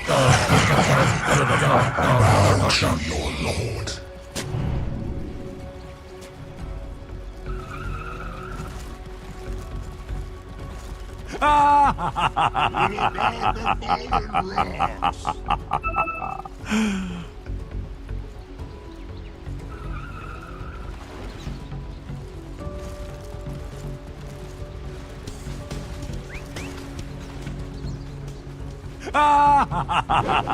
30 seconds and counting.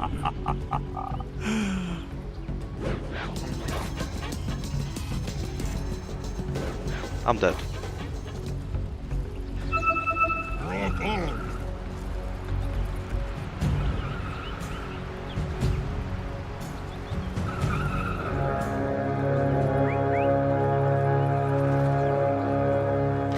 Rolling stone. The battle begins.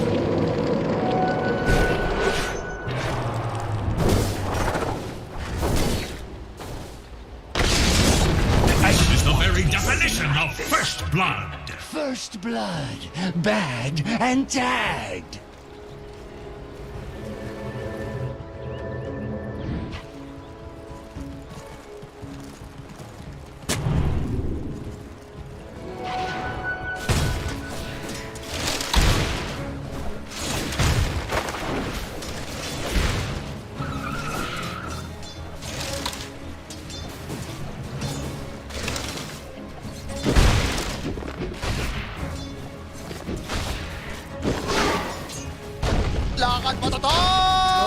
Normally.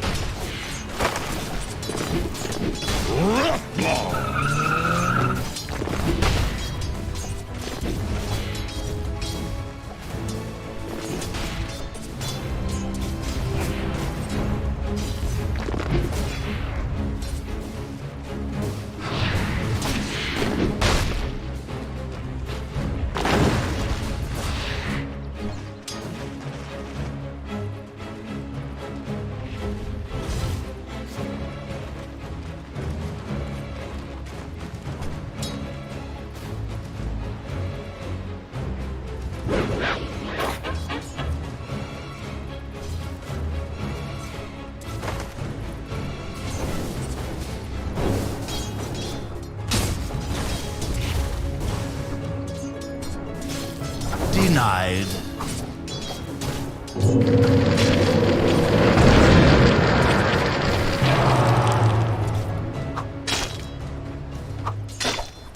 You thought you had me, didn't you? I'll always remember how Sensing a foolish you pattern were. here.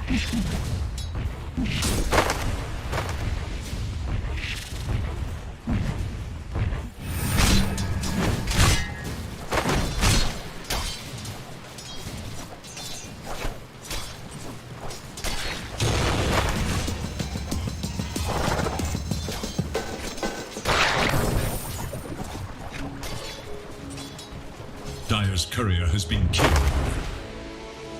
Somewhere, someone lays blame.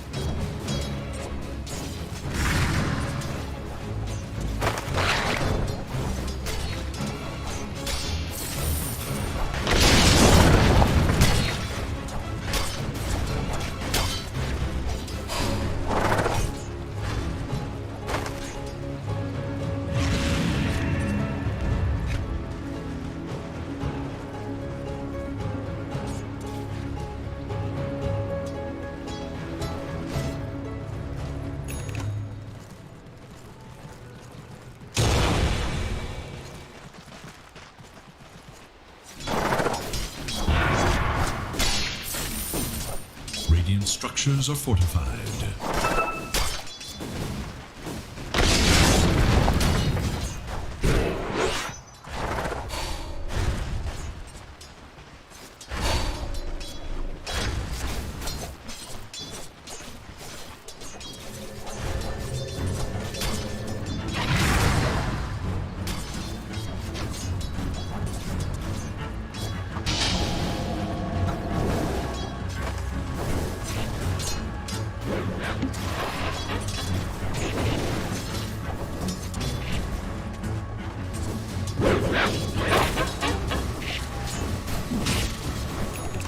Is that your bed?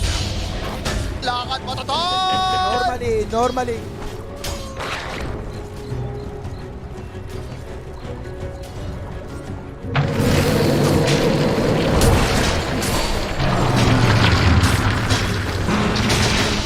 Next time.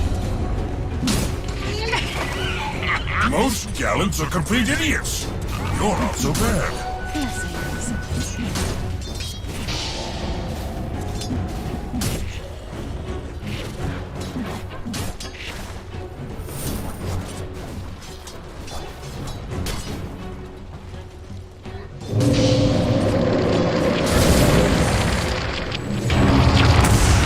Killing spree!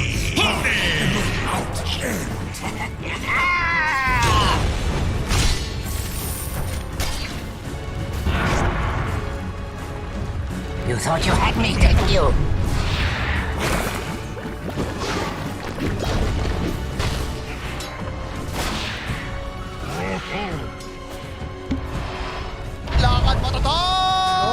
Normally. But I'm worth so much more.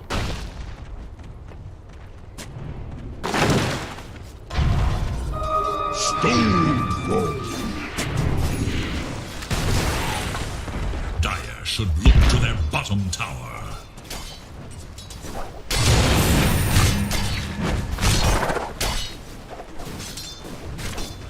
Dominating! Unbelievable! Through your eyes.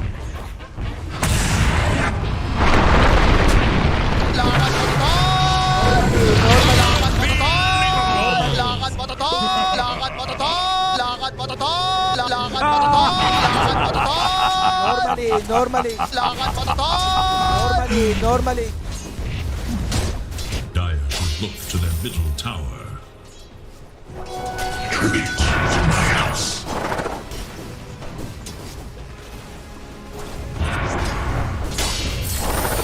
Somewhere, someone lays blame.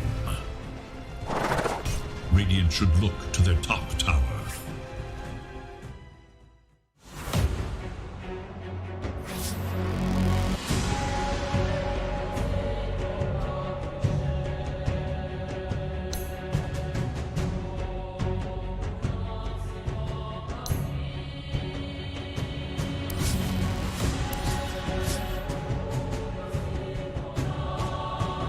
Dire's turn to ban. The timing of the first game victory, only 26 minutes, but you know, it seems like with the Leshrac lineup on an execration here, we don't see often, but one that can definitely fasten the pace. Now, they did play it versus Boom, right? And they lost with it. They didn't look very good.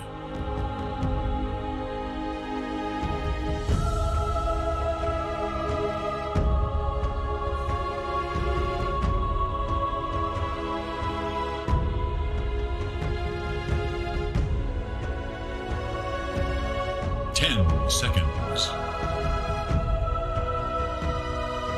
5 seconds.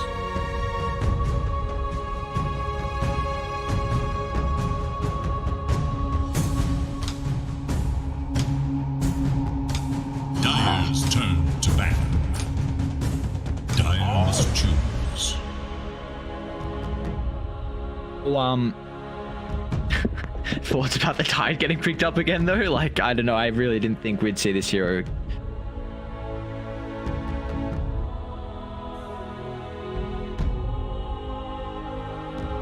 Seconds remain. 5 seconds remain. The hero. Just one other thing. Has there ever been any other like ability that's so synonymous with a Dota personality than the Shiva Ravage? Maybe like Dendi Fountain, but that's about it. Look, I didn't even. Well, what's Shiva Ravage? Oh, this is like an ancient meme. You know, when she party queued with Sing Sing a lot of the time. Shiva was very well known for being excellent at hitting many people within her ravages. 10 seconds. Okay, well, DB is going to try and turn this to the DB Ravage show. The question is... I don't think you want to be known for that ability. It generally means something bad. If you're like PGG Black Hole was another one, a famous player from Eastern Europe that he always just that little bit off with his black holes coming through with the pick. The Silencer Core. This is a much... I mean, they can push really fast, but not really make plays in a way. Like, you're just banking off the level 6 on Shaman and then the Lesh getting amplified by the Abaddon. This is a very 5 seconds. In heavy lineup.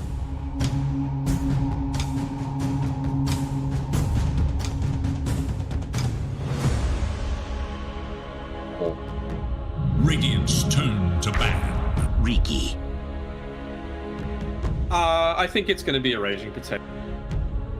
Pair it together with a Shadow Shaman. That's a lot of damage in the laning stage that doesn't really care. all that much about the Tide Hunter if they do opt to run it into that. So maybe that's what this 10 seconds to combat a little bit here. I mean, 5 seconds left, like, it's a damn good next game, but it's a little bit unfortunate that just with the draft you can't really pick it anymore. For Army Geniuses, you're saying? Yeah. They're looking for... They can flex their 1 and their 2. I mean, dude, this Tide better be in the goddamn offlane. What do you mean? Dude, what do you mean? What's wrong with Tide 1? I don't know. That's a great question to ask. Okay, so, well, Execration, if... I think they might... I really wonder with that level 20 change to the borrowed, to the 8-second reduction in borrowed time cooldown, if we're going to see a little bit more Abacors. And it's a stretch, but like, I feel like you need a lot here with your last pick carry.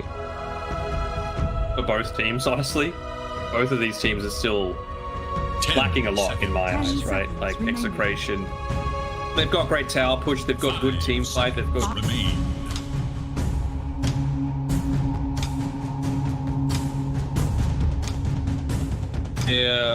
Their catch isn't amazing right now, so maybe that's what they're going to be waiting for. It's going to be a little bit of time until the Shadow Shaman picks up a Blink Dagger or anything like that. Okay, well, what do you think the roles are for Execration? You reckon it's a Ragey Potato Silencer, Bob playing the Lesh, and they're looking for 1? See what they ban out actually on Execration side, or how they're wanting to adjust things. Like, they're getting rid of a Dark Seer paired together with an Earth Spirit and a Ricky. It's, you know, it's pretty good. I do. I think the Silencer, if they're protecting it, the fact that if it is a Tide position 1, it's just going to get shredded in lane. We've already got high attack damage on a Shadow Shaman. And, well, you do have to be a little careful though, right? You've got the Gush Nightmare set up and some decent right clicks to be able to kill off Shadow Shaman pretty early. So honestly, no matter how it happens, I feel like whatever lane Shadow Shaman is in is going to be a high kill. Bit of the Luna, so just anything that's able to quickly convert a 1-team fight into towers. So Luna, probably one of the best ones at that role.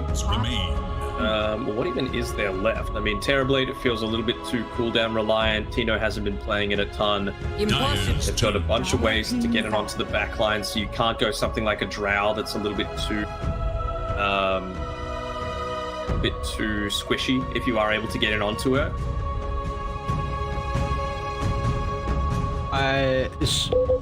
Do you feel like it has to be a melee hero? Because I don't think they can pick a ranged. I think you have to have a melee with your Silencer 5.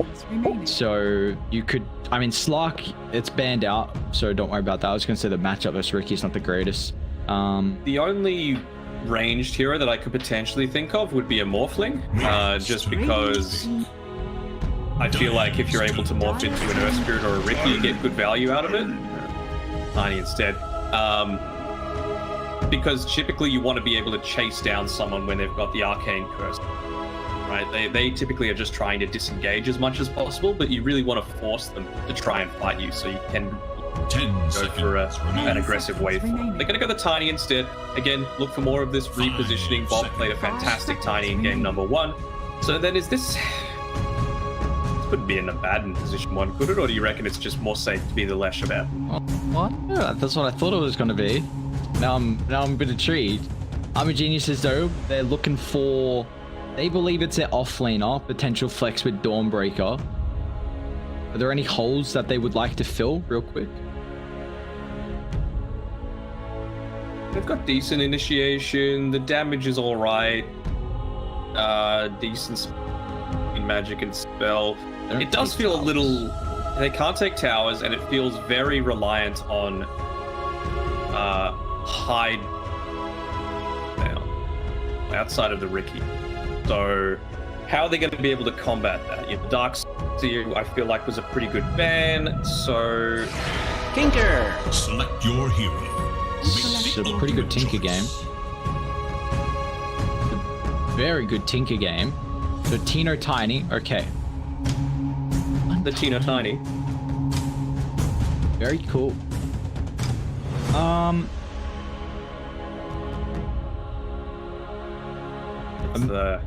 mean, this is a free Tinker DB game. Tide Hunter. It's the DB Tide Hunter, bro. It doesn't matter. I think he's changed his set a little bit. So Okay. I feel like he was a bit superstitious on maybe the set was some of the issues. He's still got some of the other ones he had previously, but just adding a little bit flair to it. And 10 seconds. even though it's a Wummy, I mean, that's cool. It's almost like a bounty hunter-esque way they'll try and play the Ricky 3 with the Tinker. It's not as good. It's definitely nowhere near as good. But I don't know how you kill Tinker. Like, this game is... You have to run over this for execration, otherwise I think Tinker just wins them the game. Still doesn't push towers, though.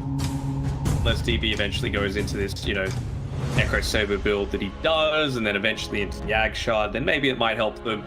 I'm going to be watching that Silencer lane. I feel like it's going to be...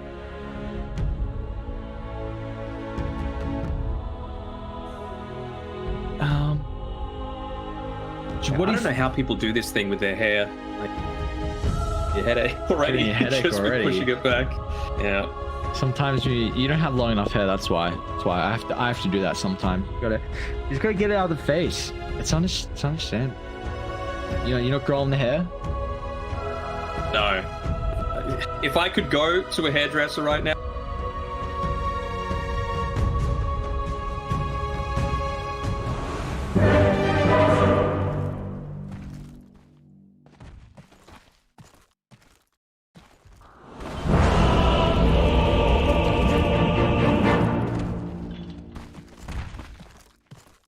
What are you talking about? Come on. Maybe the ones with your arms, not the one with the on top of your head. We got another pause to kick us off. All right. Well, I'm not gonna lie. The read for me of this draft was not 100% there. But normally. How are you feeling about the draft here with Execration and Army Geniuses? Do you feel like the curveball has been thrown, or is it a lineup that AG can kind of hit back with? So your point with the Tinker was that they don't really have a way to get on top of it, right? And look to burst him down. So he should be able to, once he picks up that Blink Dagger, just stand inside the fog of war somewhere away from the rest of his team and constantly just rearm and launch out and win team fights in that way. My question, my thing is that they don't deal with Tinker. Like, that's the big issue. I feel like... How about once Tiny has Blink? But is he gonna go Blink? He's a 1. I don't know if he's gonna itemize that. Like, I think you need physical damage. He might... No, I don't feel like you're gonna need to. He probably will, but then now you're not playing off the back of... I feel like the reason they switched this up is purely because of the fact that it's a last pick team, right? And... going to lose out on the trades every single time. So at least with the Lesh, you're going to be able to secure, you know, range creeps with the use of the Lightning Storm or whatever it is, you know, that you want to be using on. So I think it's much more of a laning stage swap that they went for here, because, you know, Lesh Abaddon, it's a very strong lane, but a Tiny into Tinker, not good at all. Yeah, it's... I mean, we've also seen Bob have some exceptional lanes, so I wonder... Like, Execration have a lineup that I think can scale the tempo just off the back of how fast they can take towers, but they don't have the easiest way to get in. So I guess, like, I can definitely see why you're saying Tino needs a Blink this game, but I'm just worried if he goes Blink, then... And if he doesn't get kills, how do you keep up in farm like a position 1 Tiny? Like, you're not going to have, say... the Masker Madness, Echo into S and Y. I mean, we haven't seen Tiny in ages. I don't even know if that's the item build anymore, but that's what they were going for a while ago. Yeah. I can see him going like this Soul Ring. Obviously, you do need some kind of sustain for the lane. It's not going to be a bottle because Gonna be the... And then just into Boots, Echo Saber, and then the Blink Dagger after that. Himself a little bit aggressively here with his Orb of Venom as well. Put a bit of harass perhaps onto DB in that manner. Do you like that they've pulled the Tidehunter down bottom and sent Wami top? In fact, Wami and BTS are actually going it right now. Looks like the Wami is going to fall to the high damage that BTS has early. What did I say about that Silencer lane? It is going to be aggressive as hell. Even though that you've moved this Tidehunter around to be able to avoid that, it's not exactly making life as easy as possible for Wami. So, I mean, if you're winning the side lanes, I feel like you don't care that much to think it's going to, you know, break even in mid. There could be some... Raging Potato has to be careful, though. Top. A lot of damage already. Charging the blink as well. Extra one more right click. Okay, that's big to find. Bomber's got decent regen, so he'll be okay. I was just going to say that I think if Ricky has a bad lane, I don't see how he keeps up. Like, this hero does not farm fast at all, and now you've lowered the priority. Potato's got to get back quickly. A little bit delayed on the TP out there, meant that he lost a couple of creeps, and this needs to be a lane that a Silencer is dominating as well. Like, just as important as it is for a Ricky to have a good start, probably even more the case for a Silencer. At least he's got that +2 intel already. His brain is growing. It's getting stronger. Sure, Raging Potato will love the extra boost. Bottom.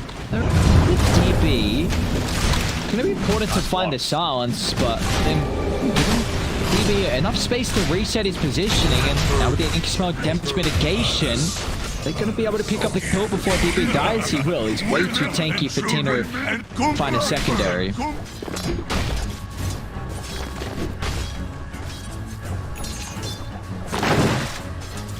The other thing is, you know, Mamang died in the middle of these team fights, right? You're against a Silencer. So if you are able to find him out, it is heavily an execration. Not just, of course, silence, reducing a lot of his escape potential. Let's remember, you have Keen Conveyance as the thing that's moving you around now, not the Boots of Travel. So Global Silence will stop you being able to escape from a team fight. Well, then Mamang Dai is going to have to opt into you'll set them more than likely. Top lane action continues. Can hope to stack up more of the perma here. Don't know if they will, UK. Ooh. Okay, my dude's chilling.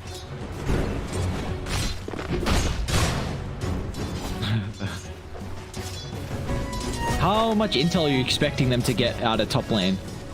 No. No. I think they're probably going to get a kill or two. Oh, freeze a little bit here. The Hex not able to combo up together with the Shackles. I think they'll probably die another 4 times total on Army Genius's heroes. And I'm getting gone. I need to use the neutral creeps to be able to help. Cool. Okay, well, maybe Tino just solo killed off the Tide. So he's gone 2-1-1. More points in the tree grab, which a lot of times I've seen on the position 1 Tiny when they were playing it. So maybe he's going to go for the very early blink before even the Echo Saber, but gives him a lot of burst. Meanwhile, he kills across the map as Bob is going to end up falling to Lim's rotation. No stacks built up just yet either, though.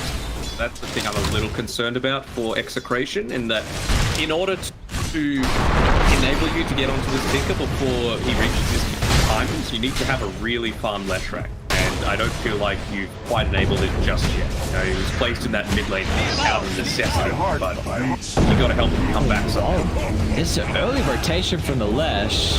They're still actually going to stand their ground and fight from AG. Yeah, they recognize that they're still pretty strong at the moment, but the EDP stacking up and Boku. Let's see, find 2 kills here. Yes, you traded, but back falling previously is more than happy with getting involved there. He gets the block off onto Lim as he looks to run away, but still, I mean, they got the important kills on the silencer first, making sure that he's not there for the assists coming through. So still not too much permanent agi looking to stack up for Raging Potato.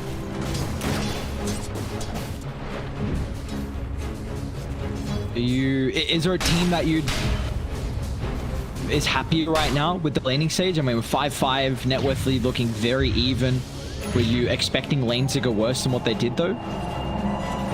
I was expecting Execration's top lane to go a little bit better. The fact that there's been 2 kills onto Raging Potato so far is as a result of a lot of punishment. So you can see that he's going into the boots of speed after this. I feel like he would have wanted to try and, you know, get a few kills and use that to rush into a super early Midas. Instead having to go a little bit more to the survivability aspect, as they're looking to make a bit of a dive here onto Mamang Daya with Bob and the Haste Rune.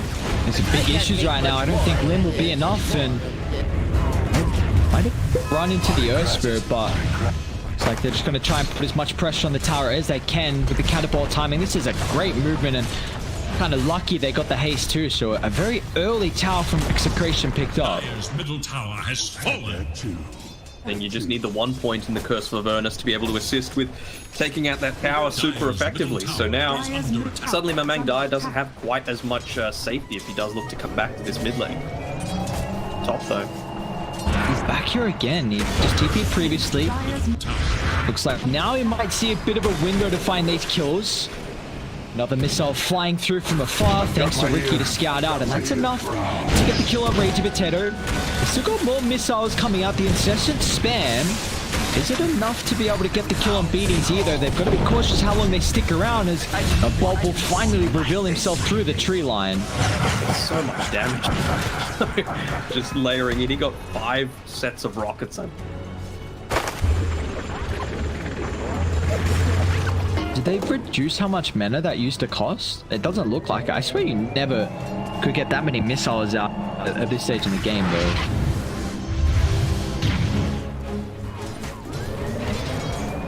Let's go back to top. I mean, if you're inside the trees again, how do you look to close the gap here? You don't have a haste tree this time around. Look at this. Okay, going for a little bit of a cheeky backstab play here. So is Lim as well. Doesn't get the roll connection. RR's big issues right now, just the consistent sustain. It's going to put him in a compromised health pool. But man, guys, even trying to TP to the outpost.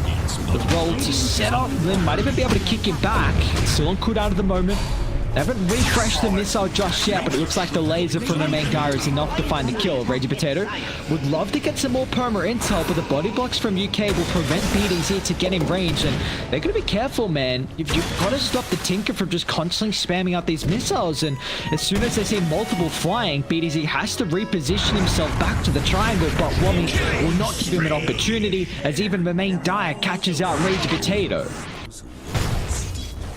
The positive side for Execration, even though they're losing a few kills, again, no more permanent intelligence given over to Raging Potato Silencer, but Tino is farming on the bottom side, and he's almost built into the Blink Dagger super. So they realize how important it is to try and deal with Mamang Daya right now. Okay, well, like you were saying, I mean, the first item Blink, it's going to be really important here for Execration to make the plays, because they don't have this instant gap close. Okay. Running up a high ground again with my main guy. You just see, they don't have a tower to protect him now, so Tinker's going to be a little bit cautious of how long he sticks. Meanwhile, top one is getting a solo kill. The level 6 Ricky up against the only 5 Silencer. And that was 7 in fact, so Wami's having a much better time than I was expecting on the Ricky, especially with that start. And like you were saying, the lane could have been much more devastating than what it was.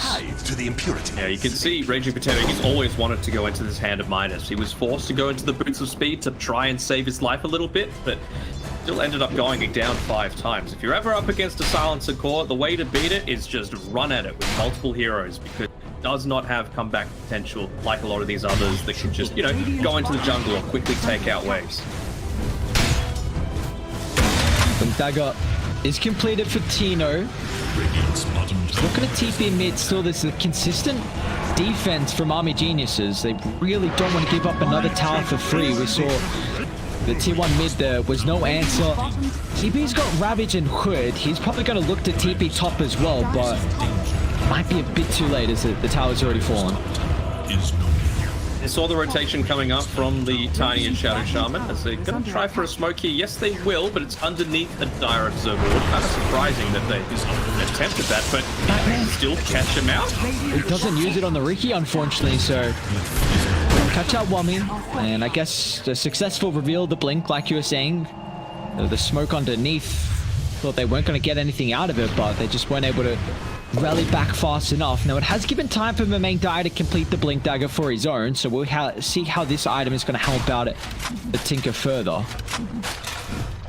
He's even going Midas. Oh, who? Tinker. Oh. Okay, I can kind of understand it. So the big weakness right now for Tinker is the period between level 7 and level 12. Level 7, you're insanely strong because you've got your heat-seeking missiles maxed out, you're dealing out more damage than every other hero in the game, but your Ray Arm just costs takes way too much time to go off. So as soon as you build up into that, you're almost halving the duration of the channel time, and also allowing you to TP off to creep waves and look to spam them out with your laser. So you feel like the experience is the big factor of why he's going into it? Yeah, you need level 12 ASAP. Execration. No smoke to the triangle, it's just UK. They're not the valuable target they were hoping to find. Might get some camps along the area, however. Even a bounty too, but Army Geniuses, they're nearby and they're looking at out of defense. They want to make sure their own territory is controlled. The Ravage, but instantly laying down the global to protect any more follow-up, and now they're going to turn to try and clean off the tide. A great start to prevent any of the extra control. Lim just keeping DB alive for the moment. He's able to get back to safety, but Mang Dai now, they'll just turn their attention to the Tinker. It doesn't matter if they didn't get the tide. The Tinker is more than enough with their commitment. Legit just walked into that. He has a blink dagger and he was off in these little trees to the right above the secret shop and just walked on into them. I can understand wanting to get the laser off, but I feel like it can be, you know, as a combo after you're able to blink in onto something. That is a stunning move that he looked to go for that. Coin for me. Well, they should catch up EDZ down bottom. Getting a little bit of retribution, kind of a consolation prize, as you will. Still Radiant, this has been a great success with the early blink from the Tiny, and he's still looking to get more out of it as well. Dropping the combo on Lim. 2-0-3 at the moment from Tino, exactly what you want to see with the early blink, and they're looking to try and catch out UK as well. Spam's coming through. Wummy wants to deal with the backline in RR, who still has no level, in fact, in the ultimate. Probably anticipating this to be leveled up at the moment, so they want to commit too heavily. And it's going to cost Wummy his life. They'll turn back around, deal with Bob. DB still posturing up pretty aggressively. They can just turn their attention to claim the Abaddon, and now they can go back on 4 for the Tiny. DB with this hood is incredibly tanky, so they can't go through the Kraken man. Now with Brady Potato even looking to show up as well, Army Geniuses, they need to refresh the mana here from the Tinker, then he can get back involved in a beautiful roll in as Lin will find the magnetize onto multiple heroes, stopping the blink from Tino. The BTS recognize the fate, just going to try and hold the back for as long as possible. An incredible toss combination from Tino as will kill off the tide. Can they get anything more though, UK? Goddamn slow compared to what Bob is, and meanwhile Rage Potato will also catch out Lim. So it does look like Execration will be able to hit back. It took them a while to find the kills, but nonetheless they'll get 3. And Raging Potato there for all of them. So there's some of that bonus intelligence coming his way. He's finished up the Midas. He was, god damn, he was like level 5, I think 3 minutes ago, and he's already back up to level 11 because of this heavy kill participation. Already the first component about to be completed as well, so yeah, Raging Potato has to be incredibly happy with how he's caught up. KDA's not looking very good, but he still has it game. Observer Ward. Oh, it's not gonna be. He's just gonna walk up into it. Okay. Oh, another move where Army Geniuses see it coming. Maybe they weren't watching on the map, paying enough attention. I mean, I guess it's obvious there. Someone's got to be. You know, that's like one of two places that they had vision of in the entire map. Surely someone had to spot it. Is Lim gonna get chased out too? They're just feeding away a couple of very unnecessary kills here on AG. My house. Tinker's Midas is still a bit away as well. Do you still reconsider it with how close he is to that level 12, like you were saying? Actually, Diffusal Blade picked up. Trying to turn back on Tino, but with the Observer, they're a bit hesitant because of how close he is to the tier 1 tower for the reinforcements. Trying to think of like any other really big timings that you're looking for on this Tinker. In level 15, extra heat-seeking missile count isn't that bad either. Especially considering you know that Execration are going to look to clump up, right? They've got the lineup that this is what it does. You know, you've got an Abaddon that's always going to be playing together with the Leshrac, Tiny and Shadow Shaman. They're in the vicinity as well.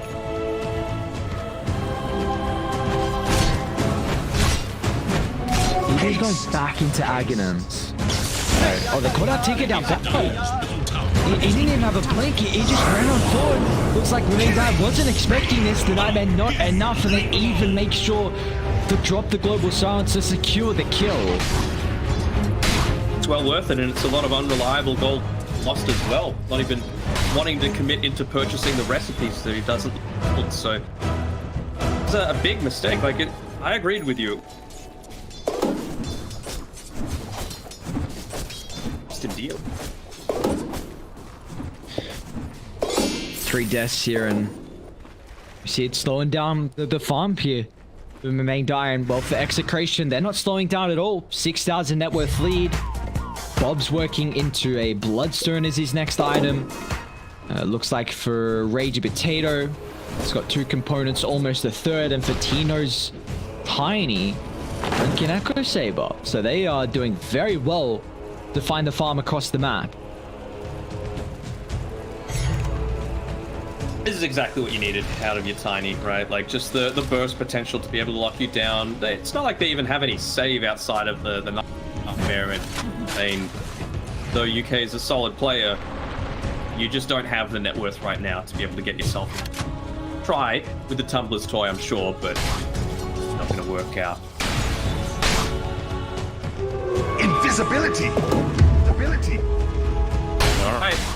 Midas is up. The Mangdaya gets the first usage out of it. Of course, he's looking to go into the March of the Machines afterwards to help make this push a bit more difficult for Execration to try for. For this next team fight, he really needs to make sure he hits 12, and yeah, he's going to put himself in a bit of a riskier position in that mid lane. Make sure that that happens. There we go. Well picked up. Okay, so Radiant do not take Roche very well. I think they're going to need a lot more items to be able to do that. I don't think they're at a stage where they can anyway, and probably where they like with the lineup they have. But maybe it's maybe if they put up Mass Serpent Wards, right, with a Curse of Avernus, it might be enough. True, actually, yeah. Serpent Wards is one of the better ways to help with that. Even they might need the Bloodstone and like a pick-off to do so, but you see they're just a little bit cautious right now on the towers they're looking to claim. They don't want to give an avenue back in for the game for Army Geniuses, who probably are happy with the space they're getting. I mean, Wami's working on a BKB. A Veil for Lim is actually going to be really nice for the side of Army Genius, just amping up all of their spell damage. Even just DB picking up that Aghanim Scepter, right? Getting the gut drop to multiple people is going to enable the Tinker's damage even further. He's able to make good use out of it, though. 30 seconds away from that 20-minute mark, and you won't quite have the Aghanim Shard ready right on the 20-minute mark, but be pretty damn close on the Mangdaya. So even though, again, there have been a couple of kills that probably shouldn't have happened against him, be in an alright spot.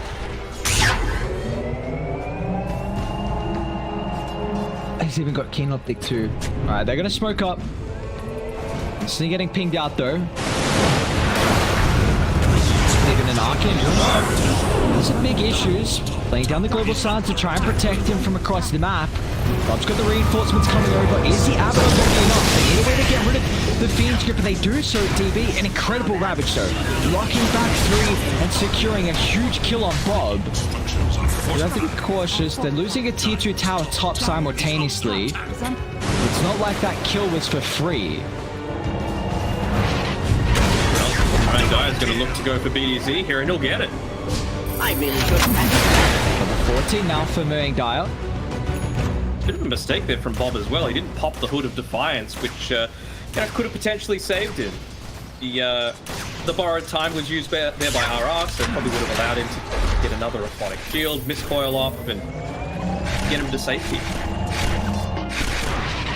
How long does this bubble last for? 15 seconds, okay. Defense Matrix, yeah. So you can have 100% uptime.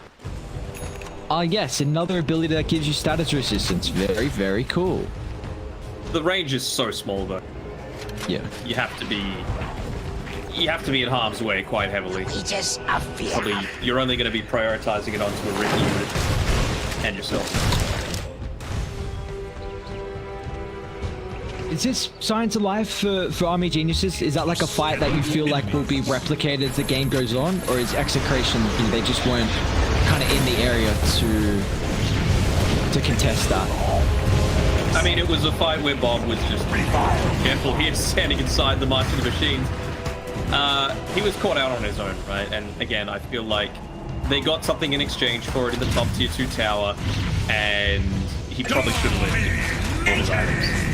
I don't feel like it's too bad of a position for South having a look at Bob's team tag Execration to be in, but of course it's going to be completely dependent on the match. You know, if he's out of position even once, he is. You're going to lose a bunch of towers. Roshan, probably an even more costly one to be able to give up. Setting up down bottom here. Hand in hand, incredible silence. Is that going to be enough to blow up Bob? No. Abaddon will be able to get some of the defensive factors off. Now they're able to retreat back towards the vicinity of the outpost. So Razor Potato looking to get involved as well, but Bob, he's getting prioritized down, which will be enough to secure the kill. Again, they've got to keep in mind about their own higher ground. Serpent wants it dropped. Meanwhile, it's still caught out Razor Potato. A Fiend's Grip from afar, nowhere to cancel it. DB will claim the kill, and meanwhile, top lane still T3 tower soon to fall. They'll get one once again. BDZ just surviving on a slither of hell. Top tower is under attack.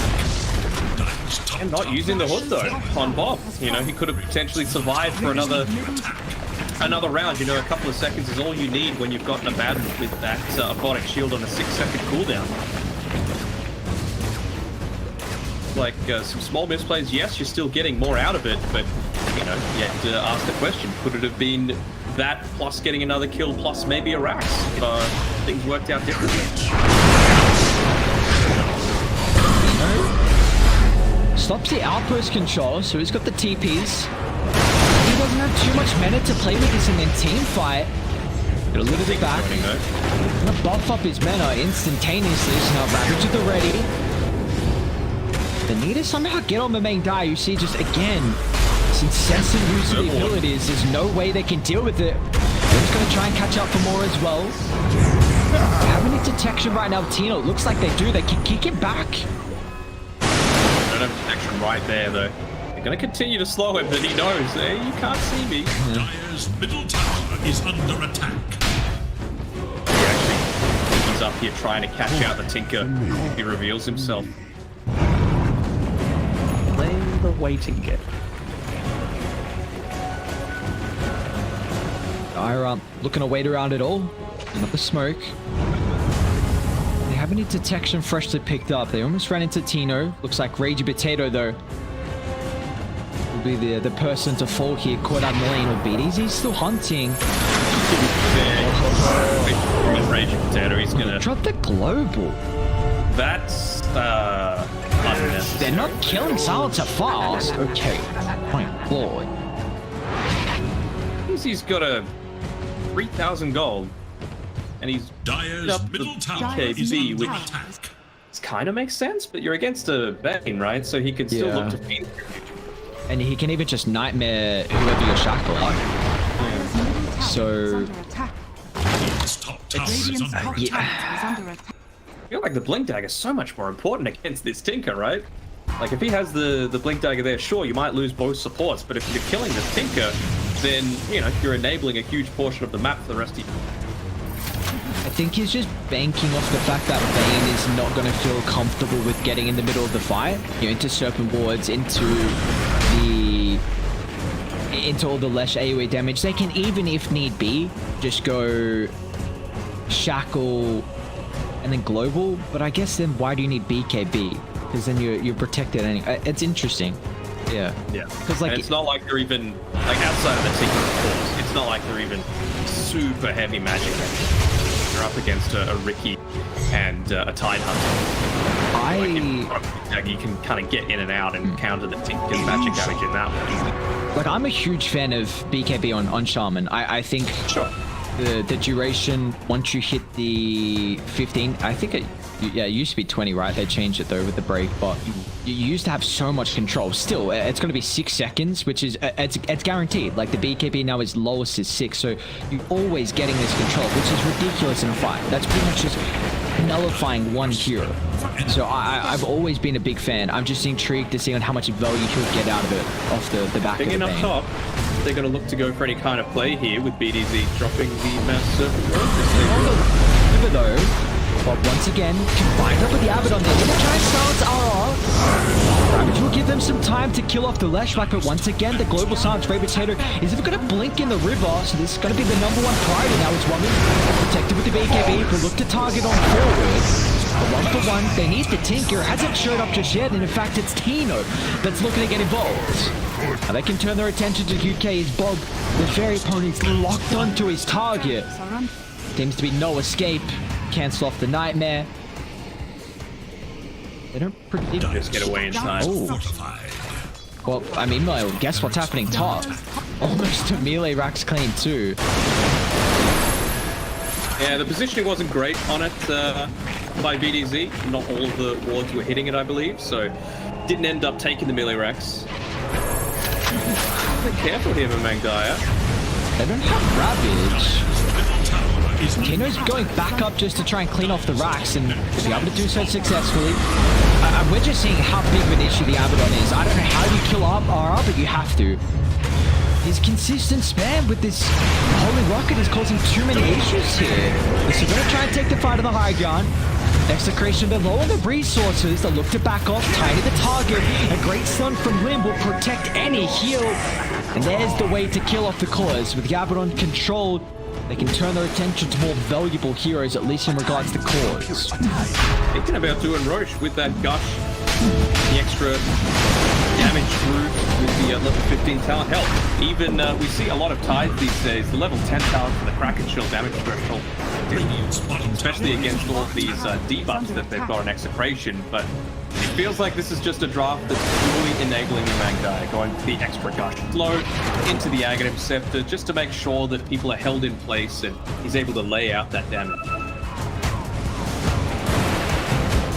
Can you see a way for Army Geniuses to deal with the Abba? Is it just you have to try and silence? Because I don't think you can heavily commit to kill him, so it feels like you just have to get like a stray silence and then burst the core through that duration.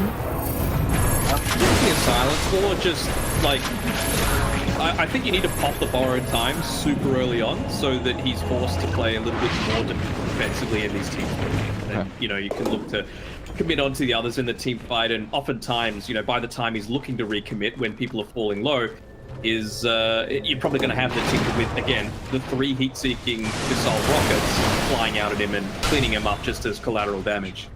Well, the Tinker with all his quick succession burst is a great way to pop that ulti. You know, something that we have seen so often though paired up with the Leshracs, and we haven't seen the hero for a while, but your Oracle, Wyvern, any saving support is exceptional with this hero. And we've just seen how Execration have been playing like 2 heroes top, and then Silencer farming solo, and then the Abaddon with the Leshrac. And it's cool to see how they're putting a lot of priority just to try and enable Bob as much as possible.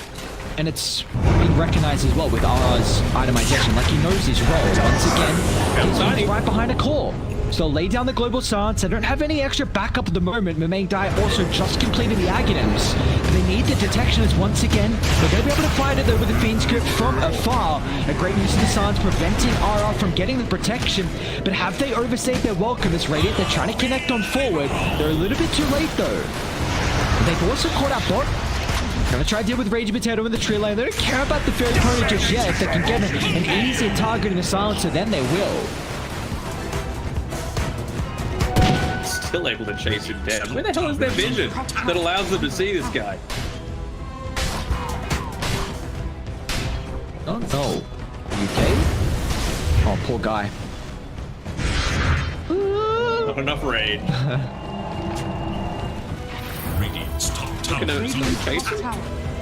Mamaeng Dai might try and park himself up on the high ground there.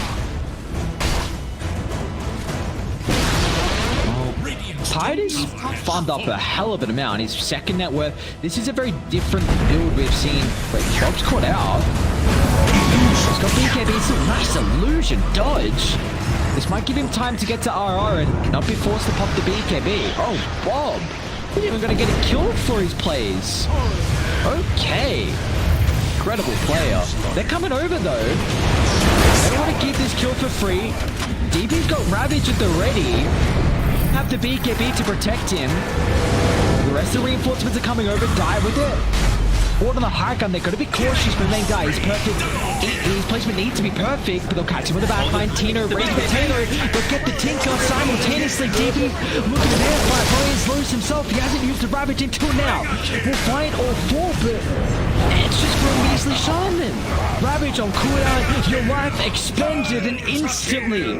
Tino looking to push it down the middle lane to utilize his 5-man wipe. But he didn't even join to try and pick up his high toes. Like, you got this, boys? Alright, I'll be down here. Bottom tower It's like a pretty big blow. What is that? Cosmetic? It's a big buyback on TV. I was saying how farmed he was previously. What?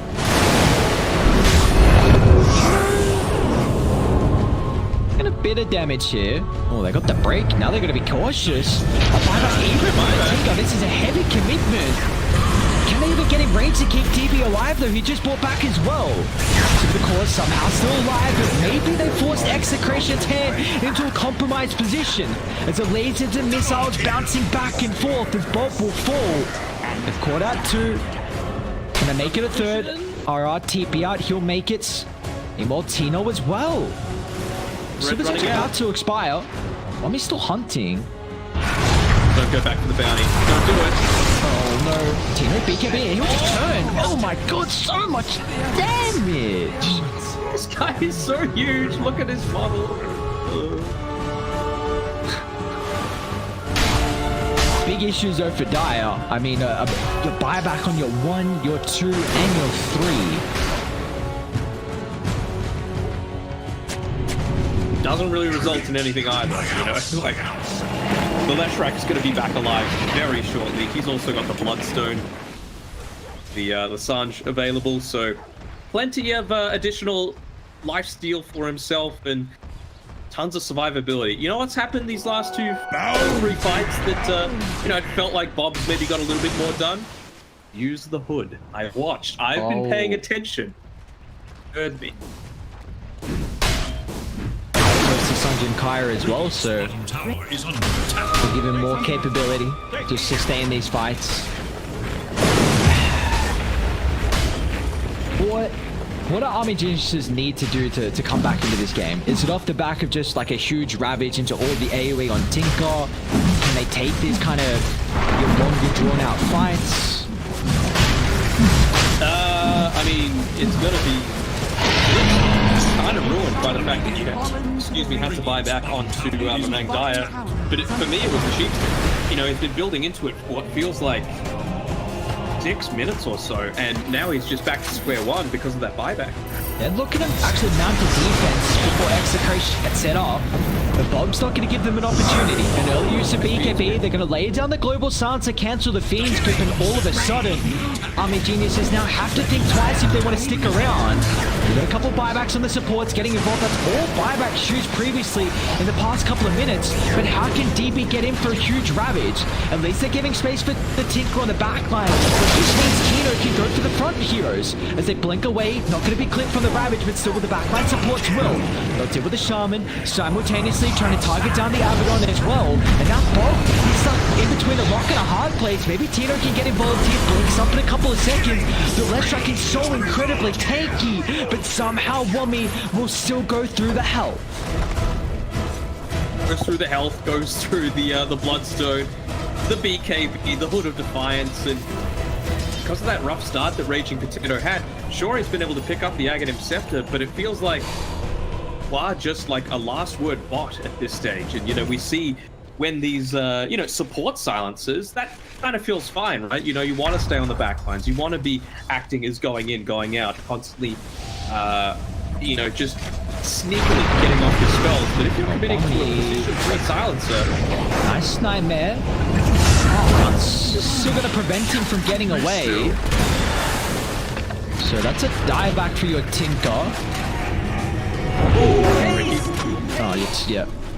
Apologies. Well, they might catch the Tinker here. Gotta be careful here. All the heroes brought back previously, so Army Genius just can't lose anyone. There's as many numbers as possible to mount the defense here and the comeback. Fiends go from far, Raging Potato, they don't kill him off to cancel. So once again, the global silence used to protect against the Fiend's good target. And Raging Potato, he recognizes the importance of the team fight. He's going to look to buy back and protect old Tino, as he's still got the Aegis for another 2 minutes. It's just a main die DB show, but it's not going to be much longer. It's BDD and jump in. The preemptive tips before the heroes die. As the G's are dropped, and Execration will take the series 2-0. Well played, BDZ, that's all I gotta say. I felt like he was...